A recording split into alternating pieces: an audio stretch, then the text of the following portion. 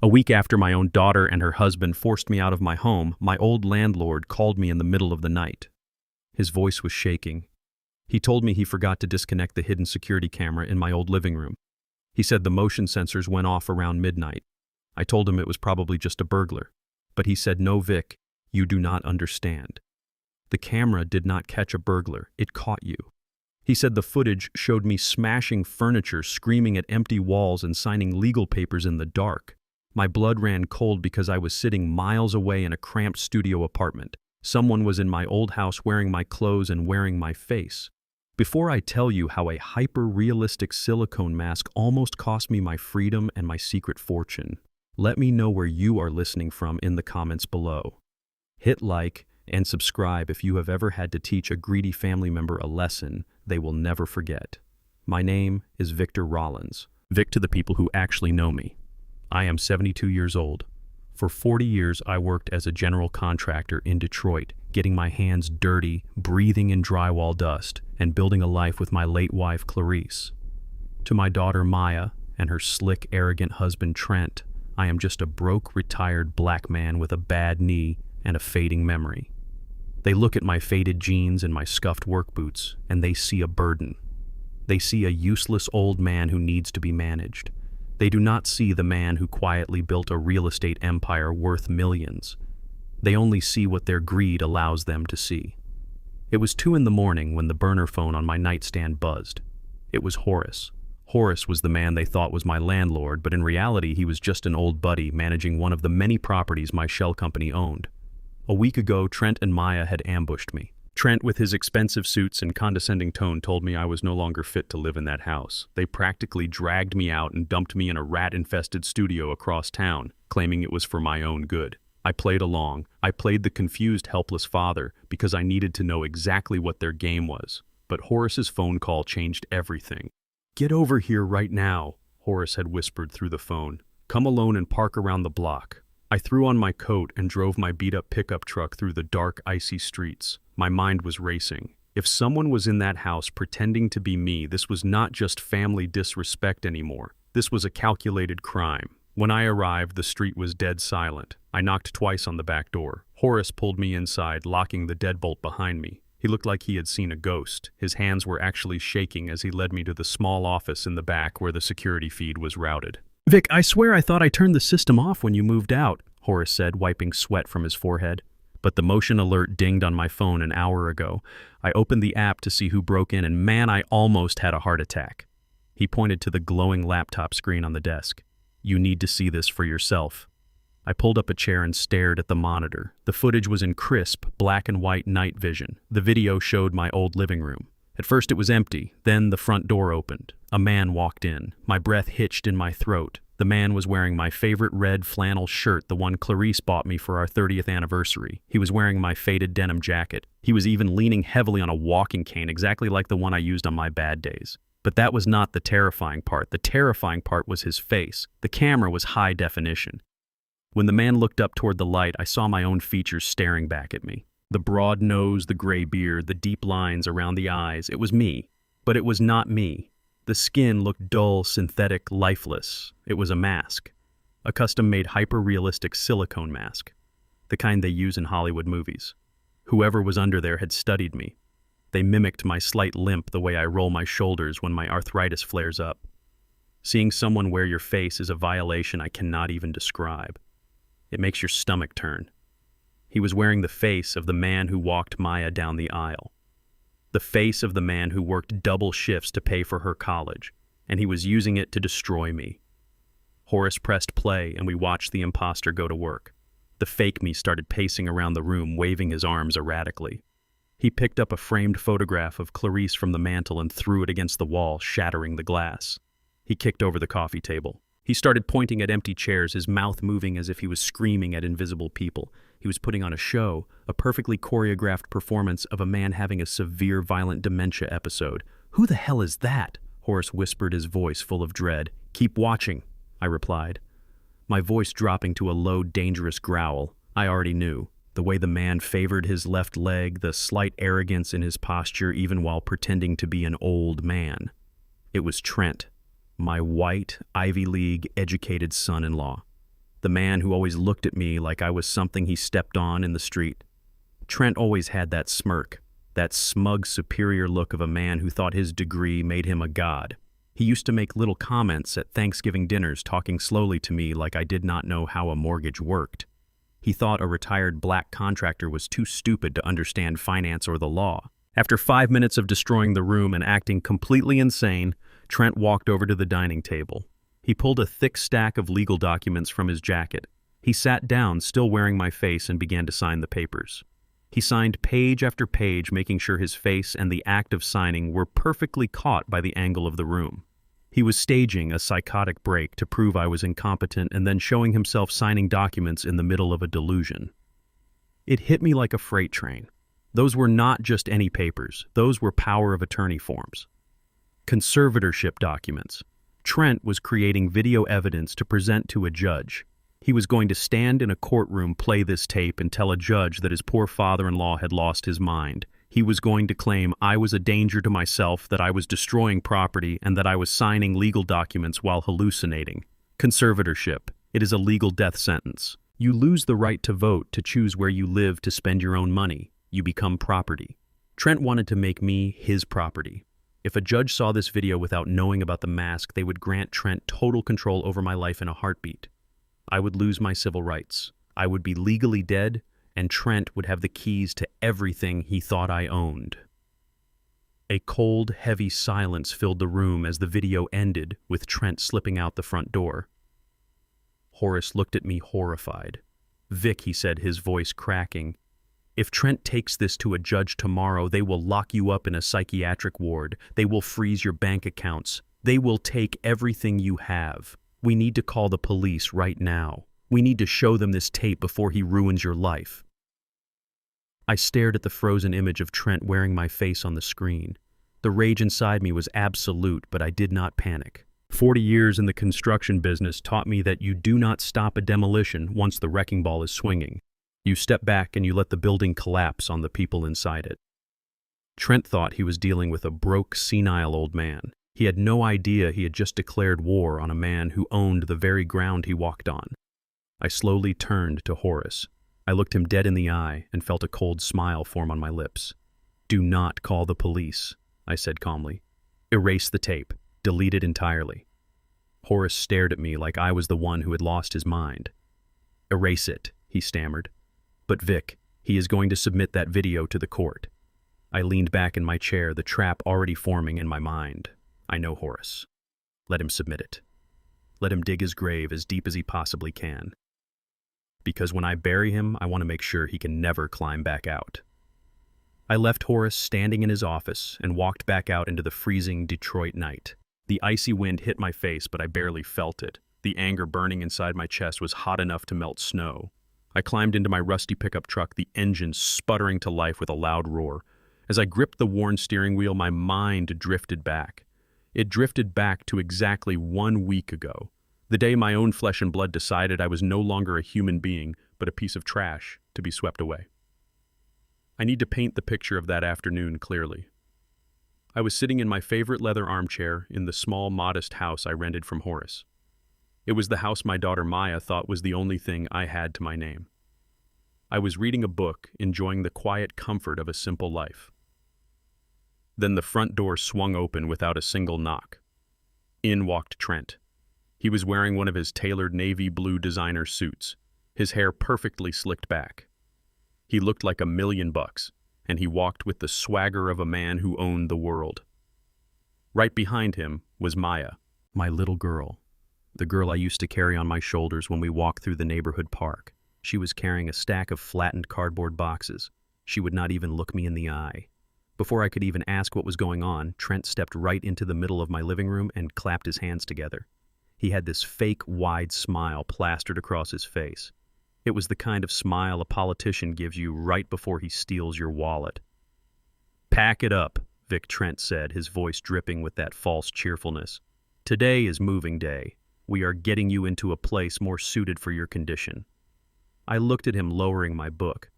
I asked him what condition he was talking about. I was perfectly fine. I walked 2 miles every morning. I managed my own life, cooked my own meals, and paid my own bills. but Trent just shook his head and let out a soft, patronizing chuckle. He walked over and patted me on the shoulder, and I could feel the aggressive tension in his grip. "Come on now, Vic," Trent said, his voice dropping into a slow, exaggerated rhythm like he was explaining algebra to a toddler. "We both know you have been slipping lately. Leaving the stove on, forgetting names, wandering around the yard. It is completely normal for a man of your background. You people just do not know how to manage health properly as you get older. You ignore the signs. You eat wrong. You do not see the right doctors. But do not worry. Let us handle it. We are stepping in to take control. You people." The words hung in the air like foul, toxic smoke. He did not say black. He did not have to. Trent was a master of the corporate dog whistle. He looked at me, a black man who had worked manual labor his whole life, and he saw someone inherently beneath him. He saw an uneducated laborer who needed a smart white financial executive to save him from his own supposed ignorance. He thought my silence was stupidity. He thought my faded clothes meant I was powerless. He thought my humble lifestyle was proof that I had achieved nothing. I turned my gaze away from Trent's smug face and looked directly at my daughter. "Maya," I said, my voice steady and deep. "What is the meaning of this? What is your husband talking about?" Maya finally looked at me, but there was no love in her eyes. There was no respect. There was only irritation. She crossed her arms over her expensive cashmere sweater, shifting her weight impatiently. "Daddy, please do not make this harder than it has to be," she sighed. "Trent is right. You cannot live here anymore. We found you a nice, affordable place across town. It is already paid for. You just need to pack your things." I stared at her, feeling a cold ache in my chest. I asked her why I could not just move in with them. They lived in a massive 6-bedroom mansion in the wealthy gated suburbs, a mansion that, unbeknownst to them, was financed by a private bank that my holding company owned. They had 2 guest houses on the property that they never even used. They had more space than they knew what to do with. Maya scoffed, rolling her eyes as if I had just asked her to commit a crime. "Daddy, be realistic," she complained, stepping away from me as if I was contagious. "We entertain clients all the time. Important people, wealthy investors. You leave your old boots everywhere. You play your old records too loud. You do not understand how to host our kind of society. And honestly, your house has this weird old man smell. It sticks to your clothes. I cannot have my house smelling like a retirement ward. It completely ruins the aesthetic, Trent, and I have spent thousands of dollars building. We have an image to maintain." Hearing those words from my own daughter felt like taking a bullet straight to the chest. This was the girl I had worked double shifts for. When the Detroit winter was so cold my fingers literally bled on the construction site, I kept hammering nails just so she could have a new laptop for college. I bought her the best dresses, so she would never feel less than the rich kids at her private school. I gave her everything I had. I sacrificed my own comfort so she could soar. And now she was telling me that the smell of my hard work ruined her aesthetic. She was treating me like a broken appliance she wanted to leave on the curb for the garbage truck. I did not yell. I did not cry. I just nodded slowly. I let them pack my few belongings into those cardboard boxes. I wanted to see exactly how far they were willing to go. I needed to see the full extent of their cruelty before I unleashed mine. They shoved me into the back seat of Trent's luxury SUV. I sat quietly as we drove for 45 minutes, leaving the quiet, safe, tree-lined neighborhoods behind. The streets got darker. The buildings looked increasingly abandoned. The storefronts were boarded up with plywood. We finally pulled up to a decaying brick apartment building on the absolute worst side of town. The streetlights were shattered. Trash blew across the icy pavement in the biting wind. Trent carried my box up 3 flights of creaking, unstable stairs. The hallway smelled of black mold, stale cigarette smoke, and urine. He unlocked a heavy metal door and pushed it open. The studio apartment was no bigger than a walk-in closet. The wallpaper was peeling off in yellowed, water-damaged strips. There was a single stained mattress lying directly on the floor in the corner. The single window had a massive crack running down the center. As soon as I walked in, I heard the distinct, rapid scratching of rats scurrying behind the baseboards. This was where my daughter and her husband decided I should spend my final years. A filthy, rat-infested trap. Trent dropped the box on the floor, sending a thick cloud of dust into the air. He turned to me, holding out his hand. "Hand over your phone, Vic," he demanded. I looked at him calmly. I asked him why he needed my phone. "Because you are getting forgetful," Trent said, stepping forward and plucking my smartphone right out of my hand before I could stop him. "You do not need this complicated tech anymore. You will just get confused, maybe fall for a scam, or hurt yourself trying to use the internet. I got you something much simpler." He reached into his tailored pocket and pulled out a cheap plastic flip phone. He tossed it onto the dirty mattress. "It only has our numbers programmed into it." Trent smiled, his eyes cold, arrogant, and calculating. "And it has a GPS tracker installed. That way when you wander off and get lost, we can come find you." "You are under our care now, Vic. You do not make decisions without us. You belong to us." Maya stood in the doorway holding a scented silk handkerchief over her nose to block the putrid smell of the apartment. "Bye, Daddy," she muttered quickly, already turning her back on me. "We will check on you next week. Try not to break anything." Then they walked out.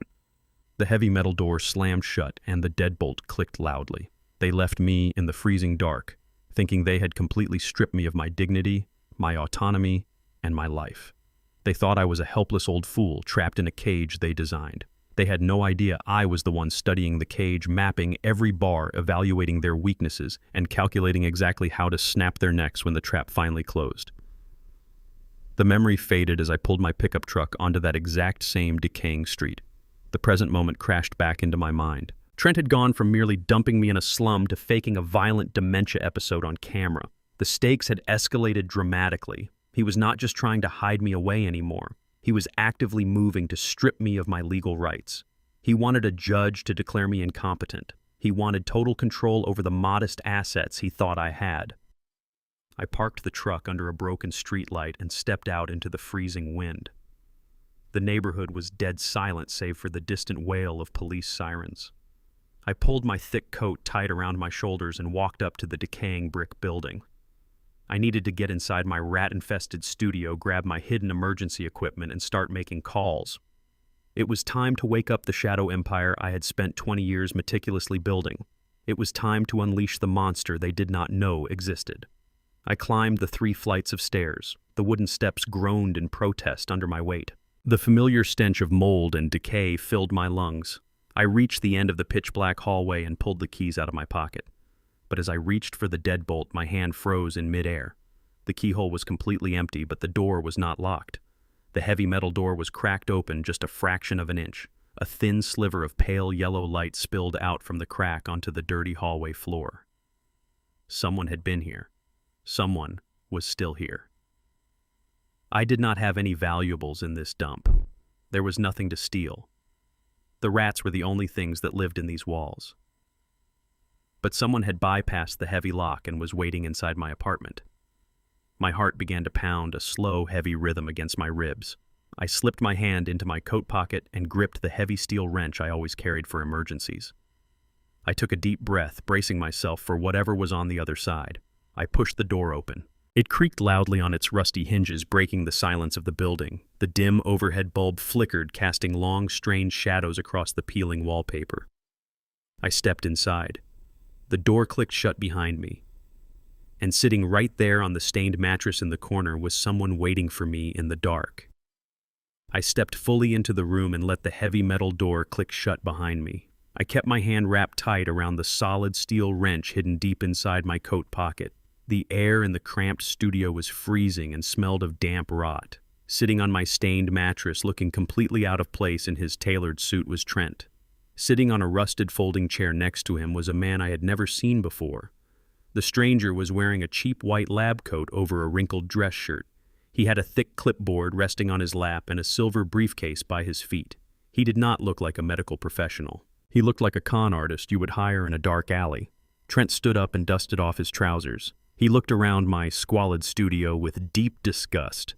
"There you are, Vic," Trent said, checking his expensive watch. "I was starting to wonder if you wandered out into the cold and got yourself lost. We have been waiting for 20 minutes. I loosened my grip on the wrench and let my shoulders slump. I hunched my back, putting on the performance of a tired, confused old man. I blinked slowly, looking around the room as if I did not recognize my own son-in-law. I asked him what he was doing in my apartment in the middle of the night. Trent smiled, his cold, predatory smile. I brought someone to see you, Vic. This is Dr. Aris. He's a top neurologist in the city. Maya and I are just so worried about your mental decline. We paid top dollar to have him make a house call. We need to evaluate where your head is at. Dr. Aris stood up and offered a limp handshake. I did not take it. I just stared at his hand until he awkwardly pulled it back.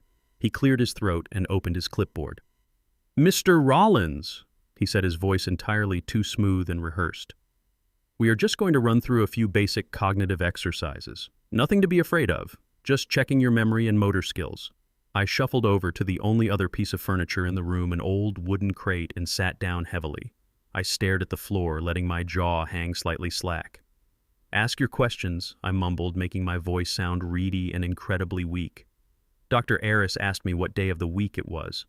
I paused for a long time, pretending to search my brain in a panic, and then gave him the wrong day. He wrote something down on his clipboard with a loud scratch of his pen. He asked me who the president was. I stuttered, named a president from 20 years ago, and then acted frustrated, rubbing my temples. He asked me to count backward from 100 by sevens. I stopped after 2 numbers and put my head in my hands, letting out a pathetic groan. Inside my head, my mind was racing with perfect clarity. I was doing complex compound interest calculations just to keep myself from leaping up and breaking Trent in half. I knew exactly what they were doing. They needed documentation. Trent was building a fake paper trail. He needed a medical professional on record saying I was totally detached from reality. Trent looked at the doctor and let out a dramatic fake sigh. It is worse than I thought, Trent said, shaking his head with mock sadness. He barely even recognizes me sometimes, doctor. He is a danger to himself living alone like this. We need to take immediate action to protect his assets and his health. Dr. Aris nodded sympathetically, playing his part in this disgusting theater. It is a severe case of cognitive degradation, he said in a serious tone. But I have something that might help him relax tonight. A heavy dose of vitamin B complex mixed with a mild relaxant. It will help clear his mind for the morning. Dr. Aris reached down and popped open his silver briefcase. I watched carefully out of the corner of my eye. He pulled out a large pre-filled syringe. The liquid inside was cloudy and thick. That was no vitamin shot. That was a heavy chemical sedative. They wanted to inject me with something that would turn my brain to complete mush. I saw the plan clearly now. They were going to drug me tonight. Tomorrow morning they would drag me into a courtroom while I was drooling and completely incoherent. The judge would take one look at me, watch the fake video of me destroying the house, read the fake doctor's report, and hand Trent the keys to my life immediately. Aris stepped toward me, uncapping the long needle. Roll up your sleeve, Mr. Rollins, he said softly. This will only pinch for a second. I let him get close. I let him reach out and grab my forearm. And then I unleashed my performance. I threw my head back and let out a massive, violent cough. I hacked and wheezed as if my lungs were suddenly collapsing. I doubled over, thrashing my body wildly like a man having a severe medical emergency. As I flailed my arms in fake panic, I brought my heavy, calloused hand down hard, directly onto the doctor's wrist. It was not an accident. It was a calculated, precise strike from a man who spent decades swinging heavy hammers. The syringe flew out of his hand. It hit the hard concrete floor and shattered into a dozen pieces. The cloudy liquid pooled into the dirt, soaking into the dust. I collapsed onto the floor, clutching my chest, still coughing and gasping for air. I'm sorry, I wheezed out, making my voice tremble. My chest. I cannot catch my breath. Trent completely lost his temper. His fake polite mask completely vanished, revealing the ugly, arrogant monster underneath. He kicked the wooden crate across the room, his face turning bright red with rage.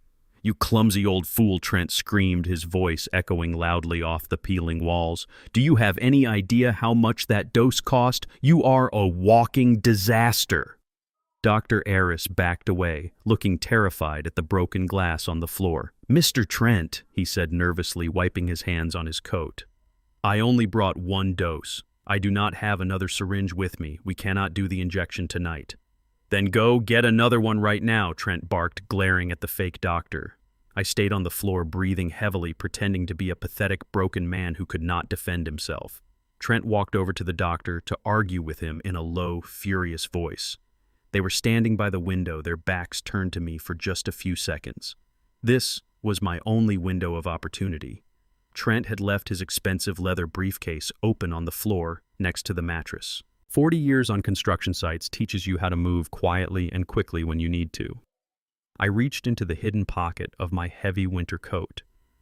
Earlier that night, before I left my real house with Horace, I had grabbed my old contractor toolkit. Inside was a high-grade, military-style micro-audio transmitter. I used to use them to monitor job sites for security when copper thieves were hitting my properties in the middle of the night. The device was the size of a quarter and transmitted live audio to a secure receiver. I crawled on my hands and knees, still coughing softly to cover any noise I made. I reached out and slipped the tiny black disc deep into the side pocket of Trent's open briefcase. I pushed it all the way down, burying it underneath a thick stack of business cards and loose papers. I slid back to my original spot on the floor just as Trent turned around to face me again. Trent walked over and looked down at me with pure, unhidden hatred. He did not see a father. He did not see a human being.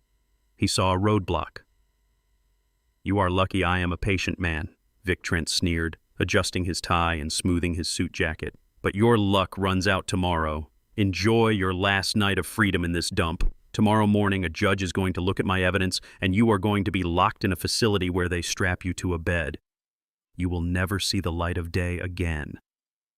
Trent grabbed his briefcase from the floor, snapping it shut with a loud click. He gestured aggressively for Dr. Aris to follow him.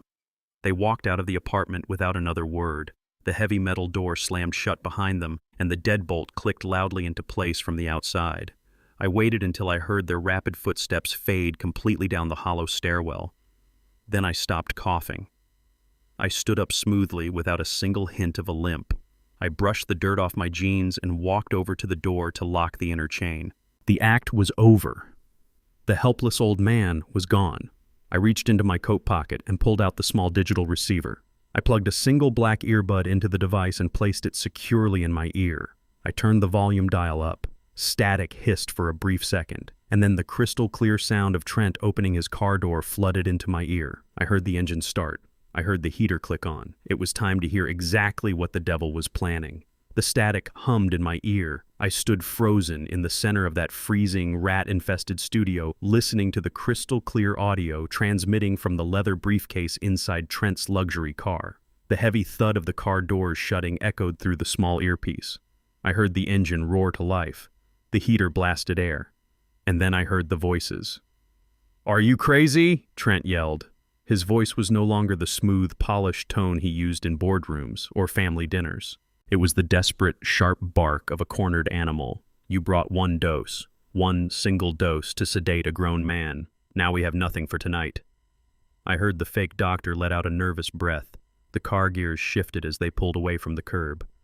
"Listen to me," Mr. Trent Aris replied, his voice trembling.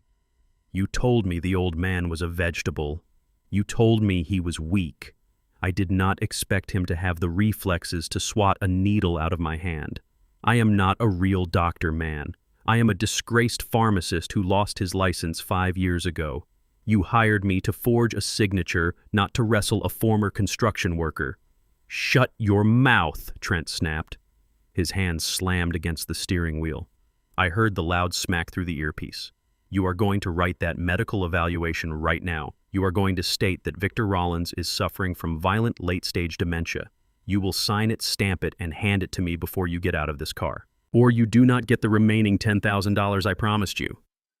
There was a long silence, save for the sound of tires rolling over the icy asphalt. I could hear Aris shuffling papers. I could hear the scratching of a pen. He was actually doing it. He was signing away my freedom on a forged medical document. Trent let out a ragged, stressed breath. "I do not have time for mistakes," Aris Trent said, his voice dropping into a dark, frantic whisper. "You do not understand the pressure I am under. If I do not have liquid cash by the end of the week, I am a dead man. Literally dead." "What are you talking about?" Aris asked. "I owe $3 million, Trent confessed. I felt my jaw tighten. $3 million. Trent, the supposed financial genius, the man who constantly bragged about his Ivy League education, was drowning in massive debt. I took a leveraged position in an offshore crypto fund. Trent continued, his voice cracking with pure panic. It was supposed to be a sure thing, a guaranteed 10 times return. I borrowed money from a private syndicate to cover the margin call. The market crashed. The fund collapsed. The syndicate is not a bank, Aris. They do not send collection letters. They send guys with baseball bats and wire cutters. I owe them $3 million, and they gave me until Friday to come up with a good faith payment of $400,000, or they are going to start mailing pieces of me to my wife. I closed my eyes.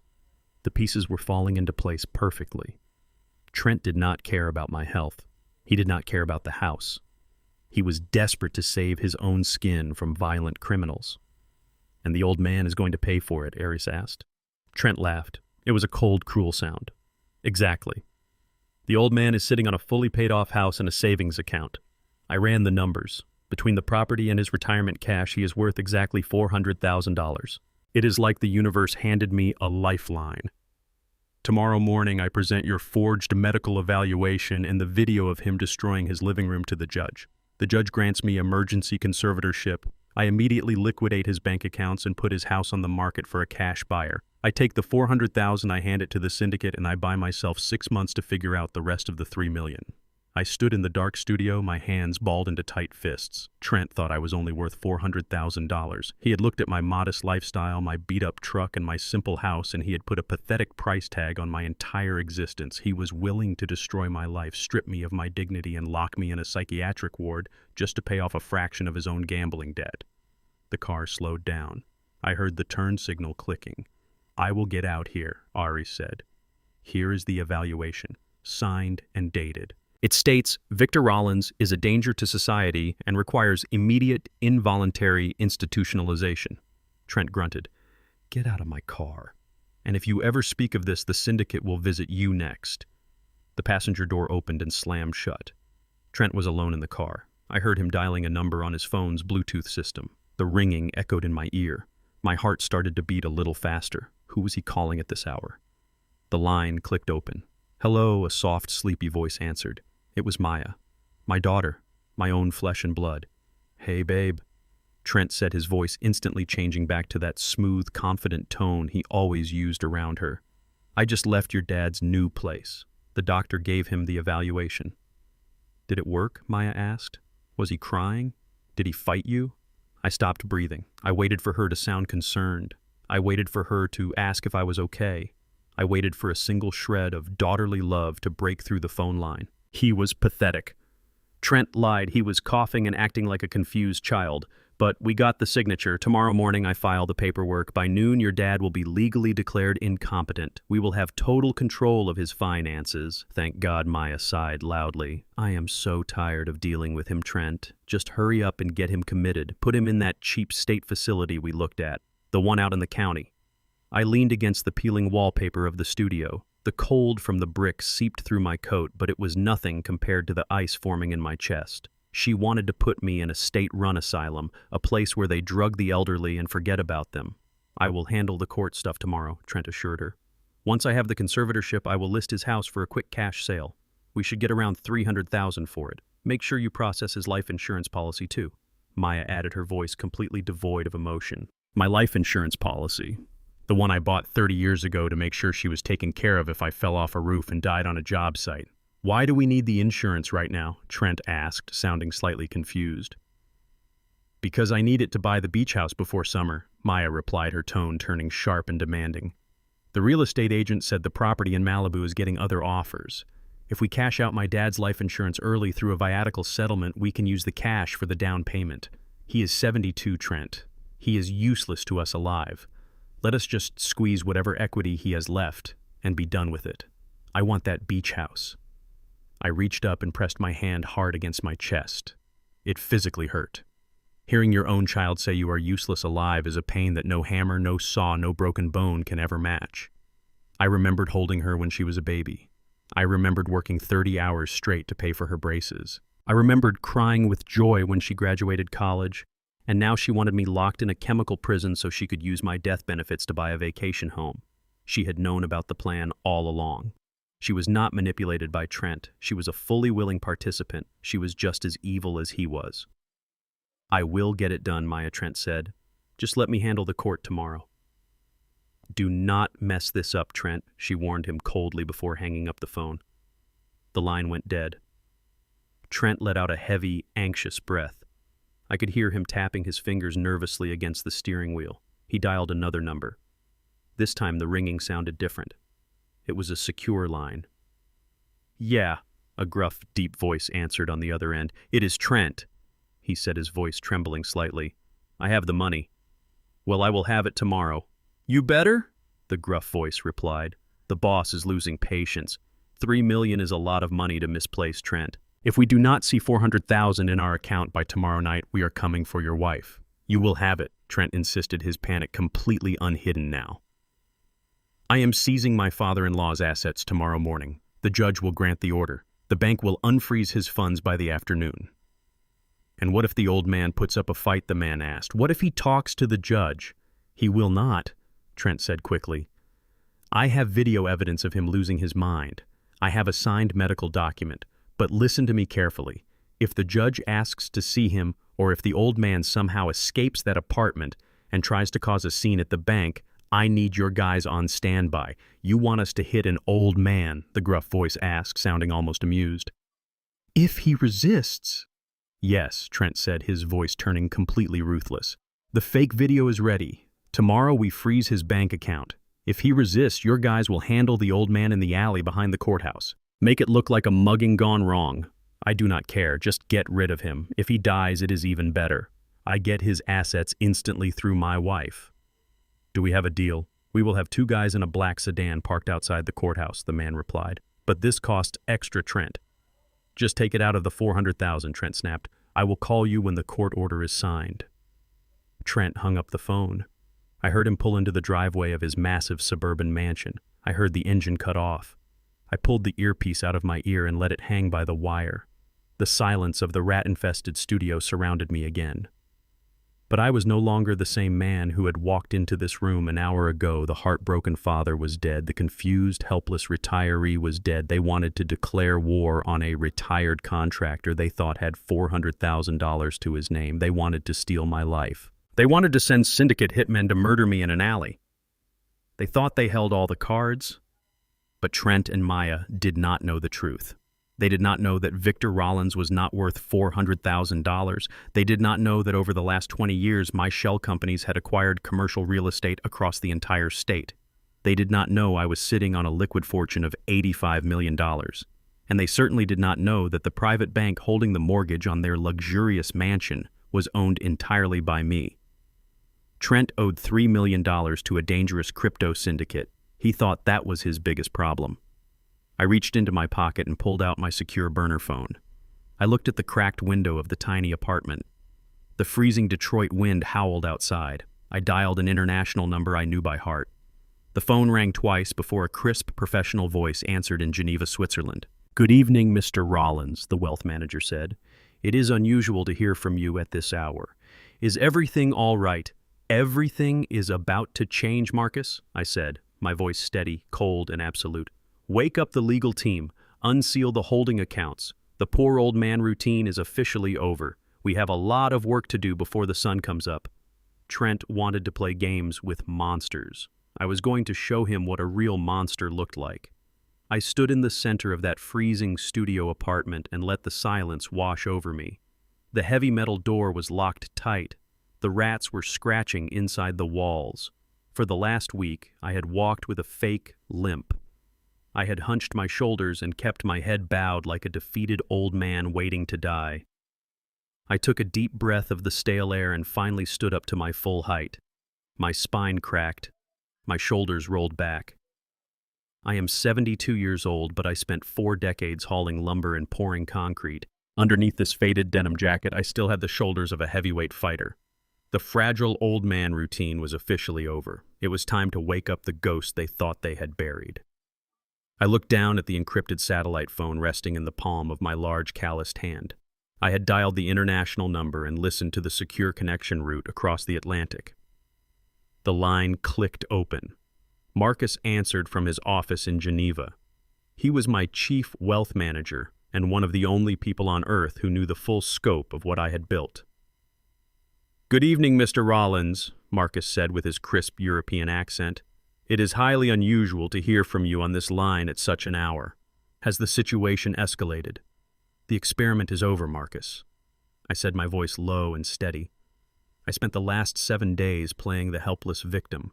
I wanted to see if my daughter had even a shred of humanity left in her soul. I gave her every opportunity to do the right thing. She failed. They both failed. They do not just want me out of the way, they want me chemically sedated and locked in a state asylum so they can harvest my life insurance policy to buy a beach house. There was a heavy silence on the line. Marcus was a professional who managed billions of dollars for royal families and tech tycoons, but even he was shocked by the sheer depravity of what I had just told him. "I am incredibly sorry to hear that, sir," Marcus finally said. "What are your orders?" Before I gave him his orders, I took a moment to look around the squalid little room my daughter thought was my entire world. It was almost poetic how little they knew about me. Trent and Maya looked at me and saw a retired black contractor who survived on Social Security checks. They thought my entire net worth was tied up in the modest brick house I had been living in. They thought I was worth exactly $400,000. They had no idea that $400,000 was just the petty cash I kept in my public decoy account to maintain my cover. They did not know about Rollins Holdings. They did not know that back in the 80s and 90s, when Detroit was practically giving away abandoned properties, I was taking every penny I earned from roofing and buying up entire city blocks. I fixed them up myself. I rented them out. I bought commercial real estate. I bought strip malls. I bought warehouses. Over the span of 30 years, my quiet little side hustle compounded into a massive private real estate empire. I never bought flashy cars. I never bought designer suits. I kept wearing my work boots and driving my rusty pickup truck because I knew what money did to people. I wanted my daughter to grow up grounded. I wanted her to value hard work over luxury. But she married Trent and the greed swallowed her whole anyway. The ultimate irony was the house they kicked me out of. Maya thought I was renting it from a stubborn old man named Horace. She thought Horace was a cruel landlord who was going to kick me to the curb. Horace was not my landlord. Horace was one of my oldest friends and an employee of my property management division. My shell company owned that house. My shell company owned that entire street. But the joke did not end there. Trent loved to brag about the massive 6-bedroom mansion he bought in the gated suburbs. He loved to talk about his premium mortgage and his exclusive private banking connections. He thought he was a financial genius. What Trent did not know was that the boutique investment bank that held his mortgage was a subsidiary of Oakmont Financial, and Oakmont Financial was wholly owned by Rollins Holdings. I literally owned the roof over their heads. I owned the ground they slept on. "Marcus," I said, speaking clearly into the encrypted phone, "I need you to initiate a total unsealing of the private trust." "We are taking the gloves off. Understood, sir," Marcus replied, and I could hear the rapid clacking of his mechanical keyboard in the background. "Which assets are we mobilizing first?" "I want to talk about Trent," I told him. "My brilliant son-in-law is not the master of the universe he pretends to be. He took a massive leveraged position on a highly volatile offshore cryptocurrency fund. The fund collapsed. He took out a private loan to cover his margin calls. He borrowed $3 million from an underground criminal syndicate operating right here in the city." Marcus stopped typing. "A criminal syndicate, sir. That is extremely dangerous territory." "It is dangerous for Trent," I replied coldly. "The syndicate gave him until tomorrow to produce $400,000 in good faith, or they are going to start hurting his family. That is why they are rushing to declare me legally incompetent. They want to liquidate my public bank account and sell my modest house to pay off the mob. They even hired a couple of syndicate thugs to wait in an alley behind the courthouse tomorrow to murder me if I cause a scene. What is your directive, Mr. Rollins? Do you want me to alert the federal authorities?" "No," I said, my voice turning into a quiet, deadly growl. "I do not want Trent arrested. Not yet. Jail is too easy for him. Jail is a safe place where he gets 3 meals a day and a bed. I want to completely dismantle his reality. I want you to reach out to our underworld financial fixers. I know we have contacts who deal with high-risk private debt. I want you to find the exact syndicate that Trent borrowed the money from. And once we locate them, sir," Marcus asked, "you offer them a premium," I commanded. "Tell them an anonymous buyer is willing to purchase Trent's $3 million debt portfolio for $4 million in untraceable offshore funds. Pay them whatever they want. I do not care if it costs $5 million. Just buy the paper. I want the syndicate to transfer his debt completely to my holding company. I want to be his sole creditor. I want to own his debts. I want to own his life." It was a brilliant legal and financial trap. Once my company owned the debt, Trent would no longer owe money to a faceless mob boss. He would owe $3 million directly to the man he was trying to declare insane. When the time was right, I would call in the debt immediately. I would foreclose on his mansion. I would seize his cars. I would leave him with absolutely nothing but the clothes on his back. Marcus started typing furiously again. I am authorizing the release of $5 million from the Swiss contingency fund right now. I will have our fixers track down the syndicate leadership by dawn. They are criminals, sir. They will happily take a massive profit to walk away from a risky debt collection. By tomorrow morning, Rollins Holdings will legally own every single penny your son-in-law owes. Good, I said, staring at this cracked window of the studio. And I want you to contact Marcus Vance, my corporate shark of a lawyer. Tell him to get his best suit ready. He is going to be making a surprise appearance in probate court tomorrow. Trent thinks he is walking into that courtroom to play a fake video of me losing my mind. I want Vance standing there waiting for him with the full power of an $85 million legal team behind him. Consider it done, Mr. Rollins, Marcus said. I am routing the instructions to Vance now. I felt a dark, satisfying warmth spreading through my chest. The trap was set. The jaws were open. All Trent and Maya had to do was step inside. I was going to let them think they had won right up until the very last second. But suddenly the rapid typing on the other end of the line stopped completely. I heard Marcus let out a sharp intake of breath. Mr. Rollins? Marcus said, his voice losing its usual calm professional tone. We have a serious problem. What is it? I demanded, my muscles tensing. I just accessed the monitoring system for your public domestic accounts, the decoy accounts you use for your everyday expenses. Marcus explained, his words coming out in a fast, urgent rush. Sir, the accounts are completely locked. I am looking at a level 4 judicial freeze order. How is that possible? I asked, gripping the phone tightly. He cannot freeze my accounts without a judge signing the order. The court hearing is not until tomorrow. He did not wait for the hearing, sir. Marcus warned. He must have used the forged medical evaluation he got tonight to file an emergency ex parte injunction through a digital magistrate. He claimed you are an immediate flight risk and a danger to yourself. The court granted a temporary asset freeze pending tomorrow's hearing. My heart hammered against my ribs. Trent was moving much faster than I anticipated. He was desperate, and desperate men do not wait for the sun to come up. Mr. Rollins, Marcus continued, his tone deadly serious. Because your public accounts are directly tied to your physical identity, the court system has flagged your social security number. If any police officer runs your name tonight, they have orders to detain you and transport you directly to a psychiatric holding facility for your own safety. Trent has effectively put a bounty on your head. I looked toward the heavy metal door of the studio.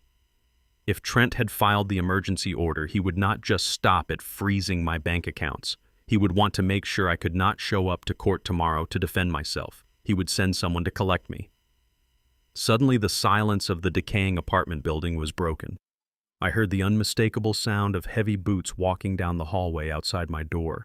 It was not one person. It was two. They were walking slowly, deliberately stopping right outside my room. I heard the metallic scrape of a key sliding into the deadbolt. Trent did not just freeze my accounts. He sent the syndicate's men early. The heavy metal door of my rat-infested studio vibrated as the key scraped inside the rusted lock. I stood in the center of the dark room with the heavy steel wrench gripped tightly in my right hand. My muscles were tense and ready to swing. I expected the syndicate thugs. I expected violence. I was ready to fight for my life in the freezing shadows of this forgotten building. But the key did not turn completely. The rusted mechanism jammed. Instead of the door swinging open to reveal armed killers, there was a sudden explosive banging against the metal frame. The sound echoed like cannon fire down the empty hallway. "Open up!" A loud, aggressive voice shouted from the other side. "Open this door immediately, Victor Rollins. We know you are in there." I lowered the wrench slowly. Syndicate hitmen do not knock. They do not announce their arrival. I slipped the heavy steel tool back into the deep pocket of my winter coat. I took a deep breath and smoothed out my expression. I had to put the mask of the confused old man back on. I shuffled toward the door, dragging my left foot slightly and fumbling with the chain lock. I pulled the heavy door open just a crack. Two large men were standing in the dim yellow light of the hallway. They were not mobsters. They wore cheap suits and heavy winter coats. One of them held a massive stack of thick legal documents clipped together with a thick binder clip. They looked at me with a mixture of annoyance and complete disrespect. Victor Rollins, the man with the papers, barked at me, stepping forward and pushing his heavy boot against the bottom of my door so I could not close it. "You are served." He shoved the massive stack of papers aggressively into my chest. I stumbled back slightly, pretending the weight of the documents had caught me off guard. I let the papers fall to the dusty floor. I looked down at them and then back up at the two aggressive process servers. I let my jaw hang open. I blinked rapidly, acting like a man who had no idea what was happening around him. "What is this?" I mumbled, making my voice sound thin and extremely fragile. "What do you want from me in the middle of the night?" The second process server rolled his eyes and let out a harsh laugh. "It is an emergency ex parte conservatorship summons, old man," he said, speaking loudly and slowly as if I were deaf and completely stupid. "It means you are going to court tomorrow morning. It means you are not allowed to touch your bank accounts. It means you do not own yourself anymore. Now pick up your papers and read them if you still know how to read." The commotion in the hallway was loud enough to wake the dead. Doors began to creak open along the decaying corridor. Nosy neighbors peeked out from behind their security chains. I saw an old woman in a faded pink bathrobe looking at me with pity. I saw a tired-looking man holding a baseball bat, wondering if he needed to defend his own apartment. Trent and his legal team had sent these aggressive servers on purpose. They wanted to create a scene. They wanted me to panic and act crazy in front of witnesses so they could use it against me in court tomorrow. And then the ultimate betrayal stepped out from the shadows of the stairwell. It was Maya, my only daughter, the child I had loved more than my own life. She walked slowly down the dirty hallway wearing a long designer wool coat that cost more than the annual rent of this entire building. As soon as she saw the neighbors watching from their doorways, her entire demeanor changed. Her cold, arrogant posture vanished instantly. She covered her mouth with her manicured hands and let out a loud, theatrical sob. "Oh, Daddy," Maya cried out, her voice echoing perfectly off the peeling wallpaper. "My poor sweet Daddy, look at you. Look at how you are living. I told you we needed to get you help. I told you it was not safe for you to be on your own anymore." She rushed forward and threw her arms around my shoulders. I stood completely rigid. I could smell her expensive floral perfume masking the stench of the rotting building. It was the same perfume I had bought her for her birthday last year. Her embrace felt like a cage woven out of pure venom. She was putting on a masterpiece of a performance. She was the devastated, loving daughter forced to make the hardest decision of her life to save her sick father. She wept loudly, making sure every single neighbor heard her sorrow. "I am so sorry we had to do it this way, Daddy," Maya sobbed, burying her face in my shoulder while secretly gripping my arm tight enough to leave bruises. "But you are losing your mind. You are a danger to yourself. Trent and I are just trying to protect you. We love you so much. The doctors say you need to be in a secure facility. We are doing this for your own good." I looked over her shoulder at the neighbors. The old woman in the pink bathrobe was wiping a tear from her own eye. The man with the baseball bat lowered his weapon and looked at Maya with deep sympathy. Maya had completely won them over in less than 30 seconds. If any of these people were called to testify, they would say they saw a loving daughter crying over a broken, confused old man. It was sickening. It was perfectly calculated evil. The two process servers stepped back, giving Maya the floor to finish her performance. They had done their job. They had delivered the emergency court summons. They were just waiting for the scene to end so they could go home. Maya pulled back from our embrace. She kept the tears streaming down her flawless cheeks, but she looked me dead in the eyes. The neighbors could only see the back of her head. They could not see the expression on her face. But I could. Through the fake tears, her eyes were completely dead. They were the eyes of a predator looking at a carcass. I decided to give her one final chance, one absolute last opportunity to step back from the edge of the cliff she was about to throw herself off. I dropped the confused old man act for just a fraction of a second. I straightened my posture. I looked into the eyes of the little girl I had raised, and I asked her the most important question of her life. "Are you absolutely sure you want to do this, baby girl?" I whispered, my voice deep, clear, and steady. "Once you cross this line, there is no coming back." For one brief moment, the fake tears stopped falling. Maya saw the clarity in my eyes. She heard the strength in my voice. She knew in that exact second that I was not crazy. She knew I understood everything she was doing to me. But the greed had consumed her soul completely. She did not care if I was sane. She only cared about the money she thought I had. Maya leaned in close. She pressed her face right next to my ear so that the process servers and the neighbors could not hear a single syllable. "You are useless to me alive, old man," Maya whispered, her voice dripping with pure freezing malice. "Sign over the house tomorrow, and maybe I will put you in a facility with a window. Fight us, and I will let Trent throw you to the wolves." She pulled back quickly and instantly resumed her crying. She wiped her eyes and turned to the process servers. "Thank you for your help, gentlemen," Maya said, her voice shaking with fake grief. "I know this is your job, but it is just so hard to see him like this.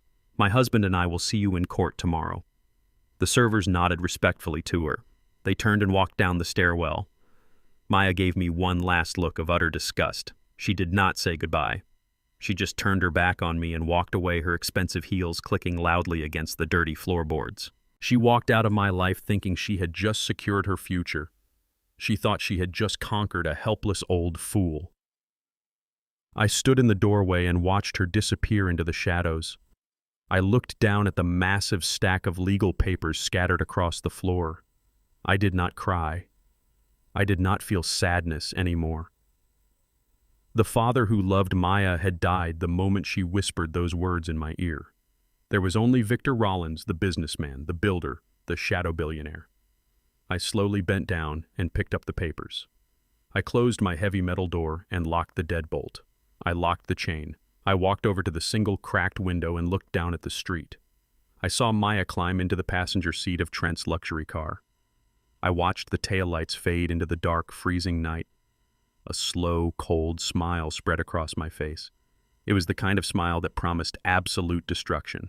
They had taken the bait perfectly. They had rushed the emergency court order just like Marcus had warned. They had put their signatures on fraudulent legal documents and filed them with a federal judge. They had committed perjury, fraud, and elder abuse all in one single night. I reached into the inner pocket of my coat and pulled out my encrypted satellite phone. I did not need to call Marcus in Geneva this time. I needed to call the man who executed my wars on American soil. I dialed the direct private line of my chief corporate attorney. The phone rang only once before it was answered. "Victor." The sharp, gravelly voice of Marcus Vance spoke through the speaker. "It is 3 a.m. I assume the situation has escalated." Vance was a shark. He was a ruthless, brilliant legal mind who enjoyed destroying arrogant executives more than he enjoyed breathing. He had represented my holding companies for 15 years, and he had never lost a case. "They served me, Vance," I said, my voice entirely devoid of emotion. "They came to the slum, they locked me in, and handed me the emergency ex parte orders. They froze the public decoy accounts. They are trying to fast-track the conservatorship hearing for tomorrow morning." Vance let out a low, dark chuckle on the other end of the line. "They really stepped right into the bear trap, did they not? They have absolutely no idea who they are trying to steal from. I have the entire legal team awake and assembling the documents right now. We have the proof of Trent's $3 million syndicate debt. We have the proof of the forged medical evaluation. We have the unedited, hidden camera footage of Trent wearing the silicone mask. We have enough evidence to put them under the jail. They think they are walking into that courtroom tomorrow to fight a senile old contractor with a public defender," I said, staring down at the thick stack of papers in my hand. My daughter looked me in the eye and told me I was useless to her alive. She wants my life insurance policy to buy a beach house. There was a brief silence. Even a shark like Vance knew how deep a betrayal like that cut. "I am sorry, Victor," Vance said quietly. "Do not be sorry, Vance." I replied, my voice turning into a hard, flat command. "Let them take the bait. Let Trent stand up in front of that judge and play his fake video. Let him commit perjury on the public record, and then you walk into that courtroom and you bring the entire weight of Rollins Holdings down on their heads. I will personally carry the execution orders, Victor," Vance promised, his voice turning lethal. "I will see you at the courthouse." I hung up the phone. I tossed the emergency conservatorship papers onto the dirty mattress. Trent and Maya thought they were the predators in this story. They thought they had cornered a weak, helpless animal. They were about to learn that they had just locked themselves in a cage with a monster. I told Vance to prepare the guillotine. Tomorrow morning the blade was going to drop. After I hung up the phone with Vance, I knew I could not stay in that freezing room. Trent was desperate. He had told the syndicate on the phone that he wanted me handled if I caused any trouble. Criminals do not like to wait for court orders. They like to eliminate variables before the sun comes up. I knew they were coming tonight. I knew they were going to try to plant evidence to make my fake insanity look much worse to the judge. Or maybe they were just going to kill me and make it look like a robbery gone wrong in a bad neighborhood. Either way, I was not going to be sitting on that dirty mattress when they kicked the door in. I opened my old contractor toolkit. I always kept a few special items in there from my days managing rough construction sites. I pulled out a heavy-duty electronic deadbolt, a wireless two-way communication speaker, and a small wide-angle security camera. I spent 30 minutes wiring the heavy metal door. I removed the interior manual latch and replaced it with a digital locking mechanism that I could trigger directly from my secure phone. I mounted the small camera in the corner of the ceiling right above the peeling yellow wallpaper. I tucked the speaker securely behind the rusted iron radiator. I packed my bag and walked out of the room. I closed the door and heard the lock engage automatically. I walked down the dark stairs and went out the back exit of the building. I climbed into my rusty pickup truck parked down the alley. I turned on my laptop and opened the camera feed. The rat-infested studio was pitch black on the screen. I turned on the infrared night vision. I poured a cup of black coffee from my thermos and I waited in the freezing cold. I did not have to wait very long. It was exactly midnight when the camera feed picked up movement in the hallway. Two men appeared outside my door. They were big, heavy-set guys wearing dark winter coats and thick leather gloves. They moved with the quiet, practiced efficiency of professional criminals. One of them pulled a set of lockpicks from his coat pocket. The other man held a heavy green canvas duffel bag. The man with the picks went to work on the outer lock. It took him less than 10 seconds to bypass the cheap cylinder that Trent thought was keeping me secure. The door creaked open. The two men stepped inside the studio and quietly pulled the door shut behind them.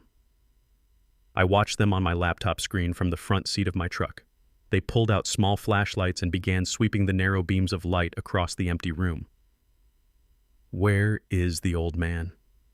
The first thug whispered, his voice caught perfectly by the microphone I had hidden. The boss said he would be asleep on the mattress. "Who cares where he is?" The second thug replied, dropping the canvas bag onto the dusty floor. "Just plant the stuff before he gets back from wherever he wandered off to. The client wants him looking like a crazy hoarder and a thief. Dump the jewelry in the air vent. Put the bags of crystal meth under the mattress. When the cops raid this place tomorrow, the old man is going away for a very long time." I watched the second man unzip the canvas bag. He pulled out a handful of expensive-looking watches and diamond necklaces. They were either completely fake or completely stolen. Then he pulled out 3 large, clear plastic bags filled with white powder. Trent was not taking any chances. He wanted to guarantee that if the judge did not believe the forged medical evaluation, the police would arrest me for drug trafficking and possession of stolen property. He wanted my credibility entirely destroyed. He wanted me locked in a cage no matter what. I took a slow sip of my black coffee. I set the thermos down on the dashboard. I reached over to my phone and tapped the application that controlled the electronic deadbolt I had just installed. A loud, heavy mechanical click echoed through the studio apartment on my screen. The two thugs froze. The man holding the fake diamonds spun around and shined his flashlight at the door. He walked over and grabbed the handle. He pulled it. The door did not move an inch. He pulled harder, bracing his heavy boot against the wall. Nothing happened. The heavy metal door was sealed shut by 2 inches of reinforced steel driven straight into the concrete frame. "Hey man, the door is jammed," the first thug said, his voice rising in sudden panic. "I cannot get it open." "What do you mean you cannot get it open?" The second thug shoved him aside and tried the handle himself. He rammed his shoulder against the solid metal. It sounded like a car hitting a brick wall, but the door held completely firm. "We are locked in." How did it lock from the outside? They started breathing heavier. They dropped the drugs and the jewelry on the dirty floor. They reached inside their coats and pulled out heavy handguns. They aimed their weapons at the shadows, treating the empty room like it was about to attack them.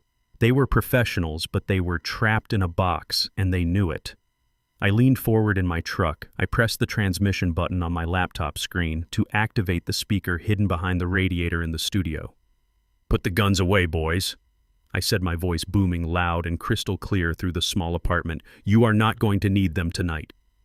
The two men jumped backward. They aimed their guns directly at the radiator. They frantically shined their flashlights around the room, trying to find the source of the voice. "Who is that?" The first thug shouted, his gun trembling slightly. "Show yourself right now. I am the man you came to frame," I replied, keeping my voice entirely calm and flat. "I am the man your boss was hired to eliminate. But you boys have walked into a very serious misunderstanding. You think you are working for a powerful syndicate. You think Trent is a valuable client. You are entirely wrong on both counts."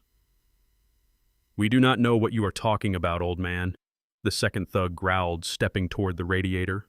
"Open this door right now, or we are going to shoot our way out of here."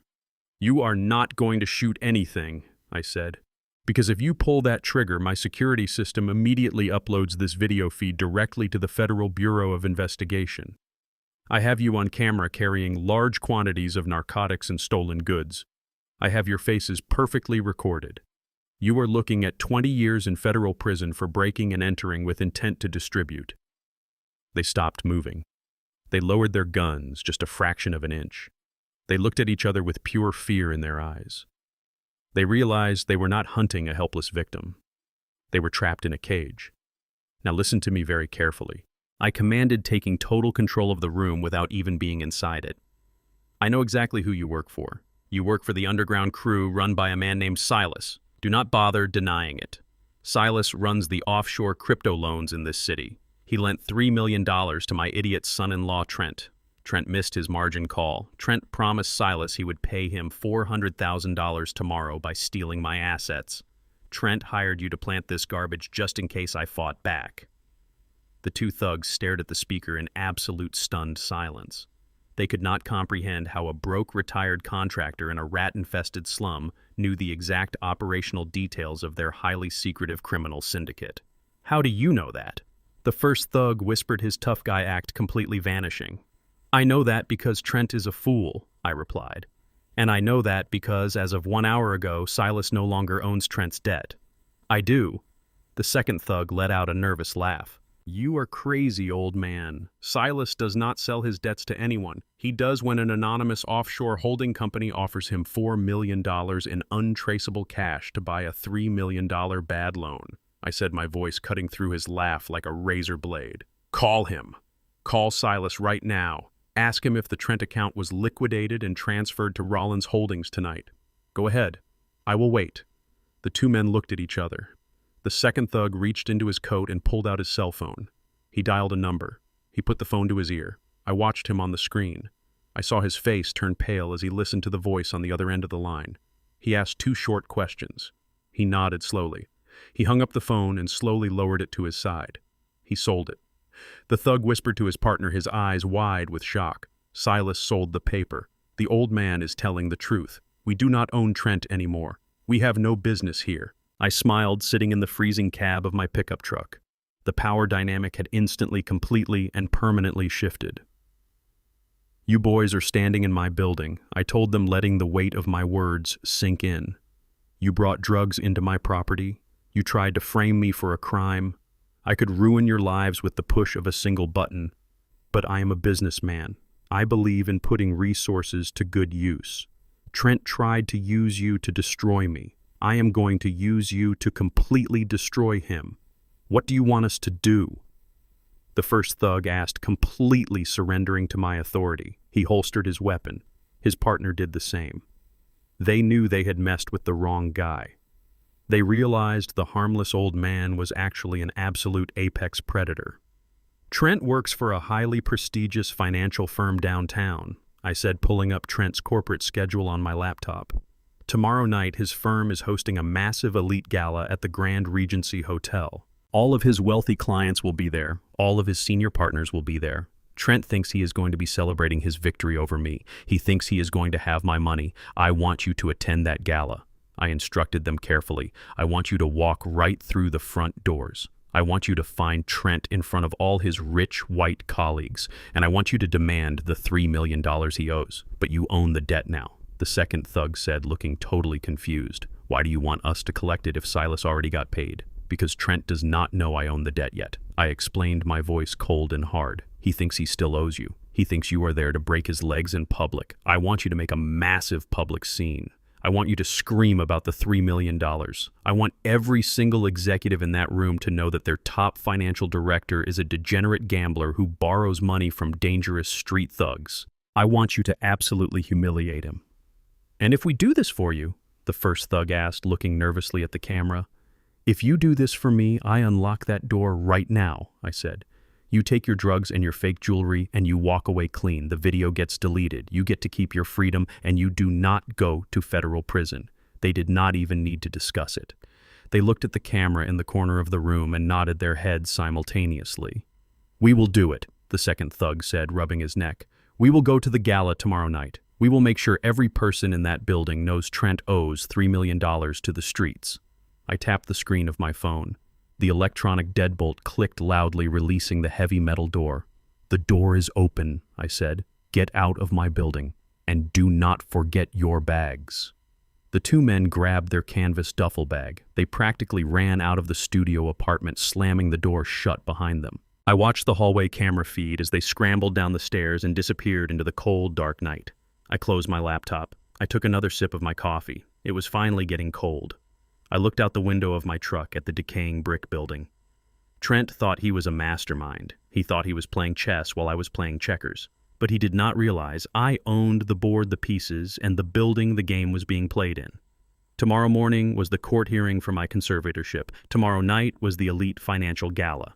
Trent had scheduled the best day of his life. I was going to make sure it was his absolute last day in polite society. The execution was set in motion. The Grand Regency Hotel was a monument to excess and arrogance. It was a massive structure of glass and steel situated in the wealthiest district of the city. Tonight, it was hosting the annual financial gala for the firm where Trent worked. The entire grand ballroom was rented out. The ceiling was covered in massive crystal chandeliers that cast a warm golden light over the crowd. The room was filled with men in expensive tuxedos and women in designer gowns. Waiters in crisp white uniforms circulated with silver trays offering glasses of vintage champagne and tiny portions of caviar. It was a room filled with people who thought they owned the world. They were hedge fund managers, investment bankers, and corporate executives. They made their fortunes by moving invisible money around on computer screens. They had never built a single thing with their own two hands. In the center of the room, standing near a massive ice sculpture, was my son-in-law, Trent. He was holding court with a group of senior partners from his firm. He wore a custom-tailored tuxedo with a silk lapel. He looked completely relaxed and incredibly smug. He thought he had already won. He thought the emergency court order he filed last night was bulletproof. He thought I was sitting in that freezing, rat-infested studio apartment, waiting for the police to drag me to a psychiatric ward in the morning. He thought his $3 million debt to the criminal syndicate was completely handled. I stood in the shadows of the mezzanine balcony looking down at him. I was not in the slum. I was not wearing my faded denim jacket or my scuffed work boots. I was wearing a $10,000 custom-tailored Tom Ford suit. The fabric was a deep midnight blue woven from the finest Italian wool. I wore a crisp white silk shirt and a solid platinum tie clip. My shoes were handcrafted Italian leather polished to a mirror shine.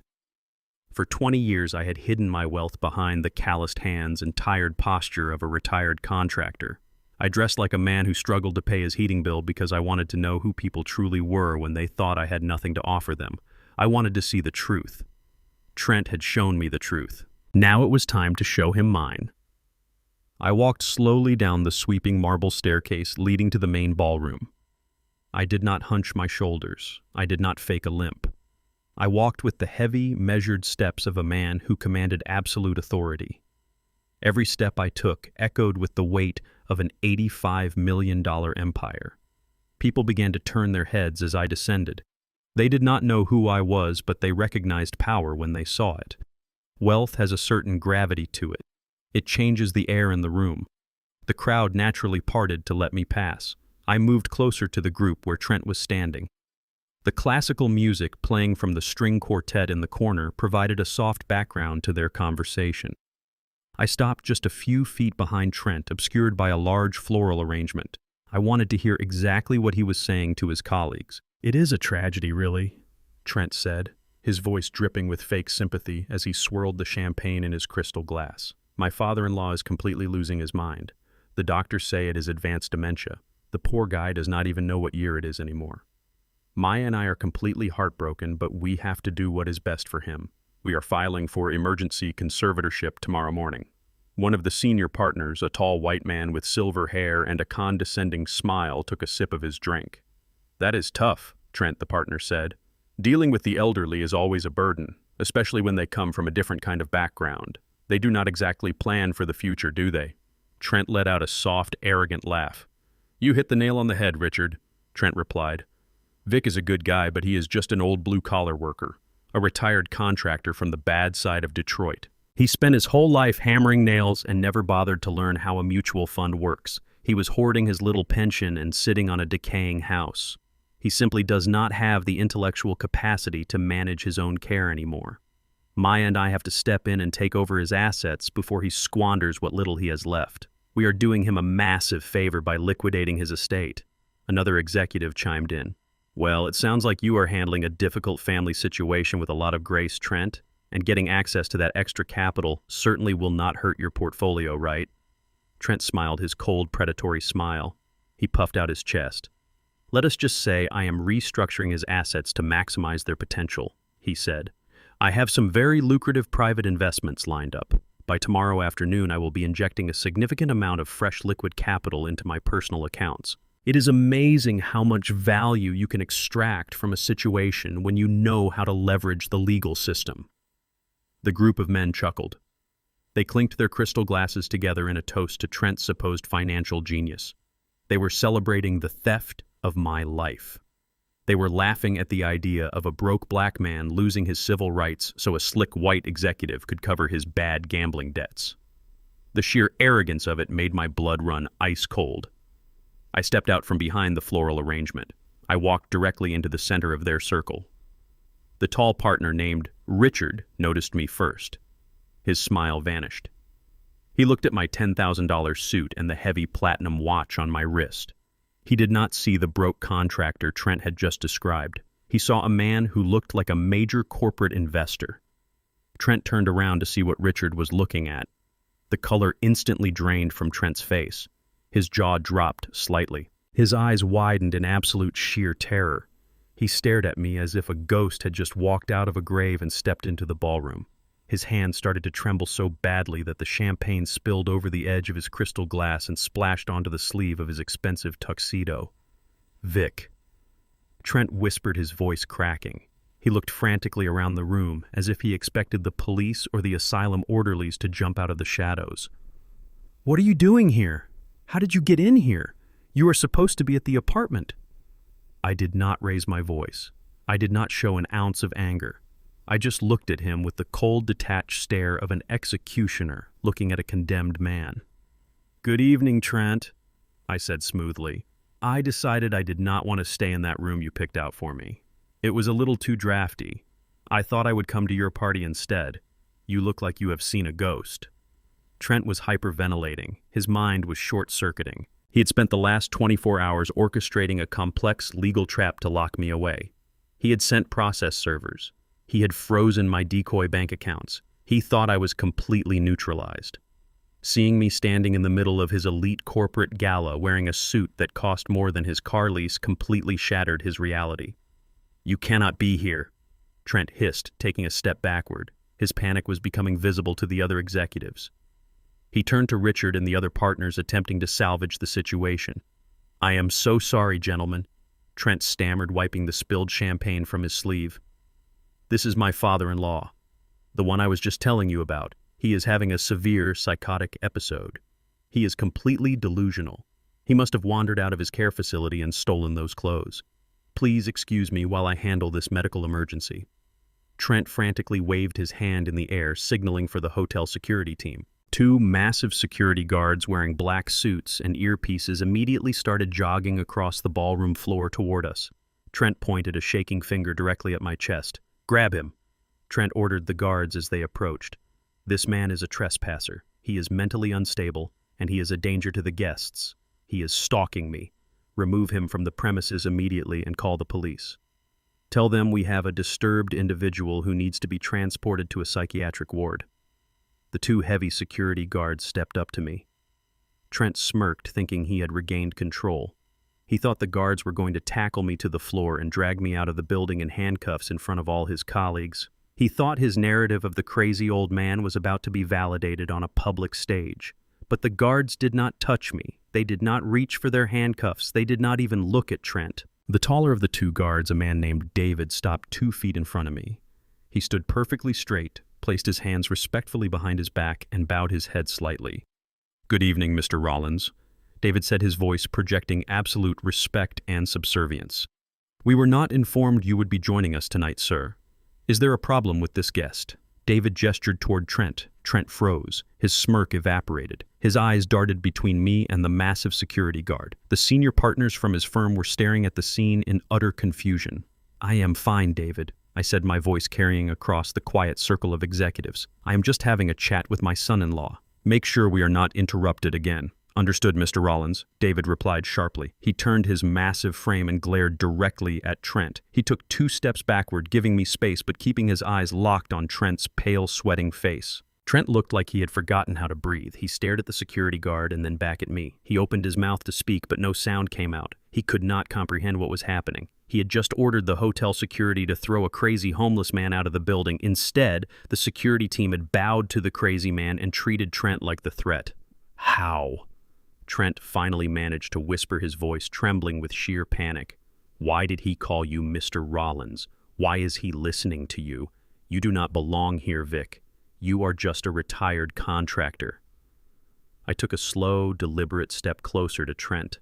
I looked him dead in the eye and let the full weight of my actual identity crush the last remaining shreds of his arrogance.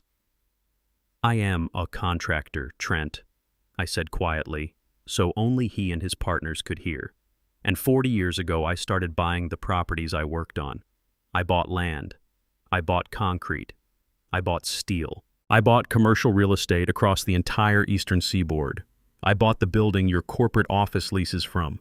And 10 years ago, my holding company bought the Grand Regency Hotel." I paused, letting the absolute horror wash over his face. "You did not invite me to your gala, Trent," I whispered. "You are standing in my house, you are drinking my champagne, and you are breathing my air." The color completely drained from Trent's face, leaving him looking like a sick, terrified ghost. The execution had begun.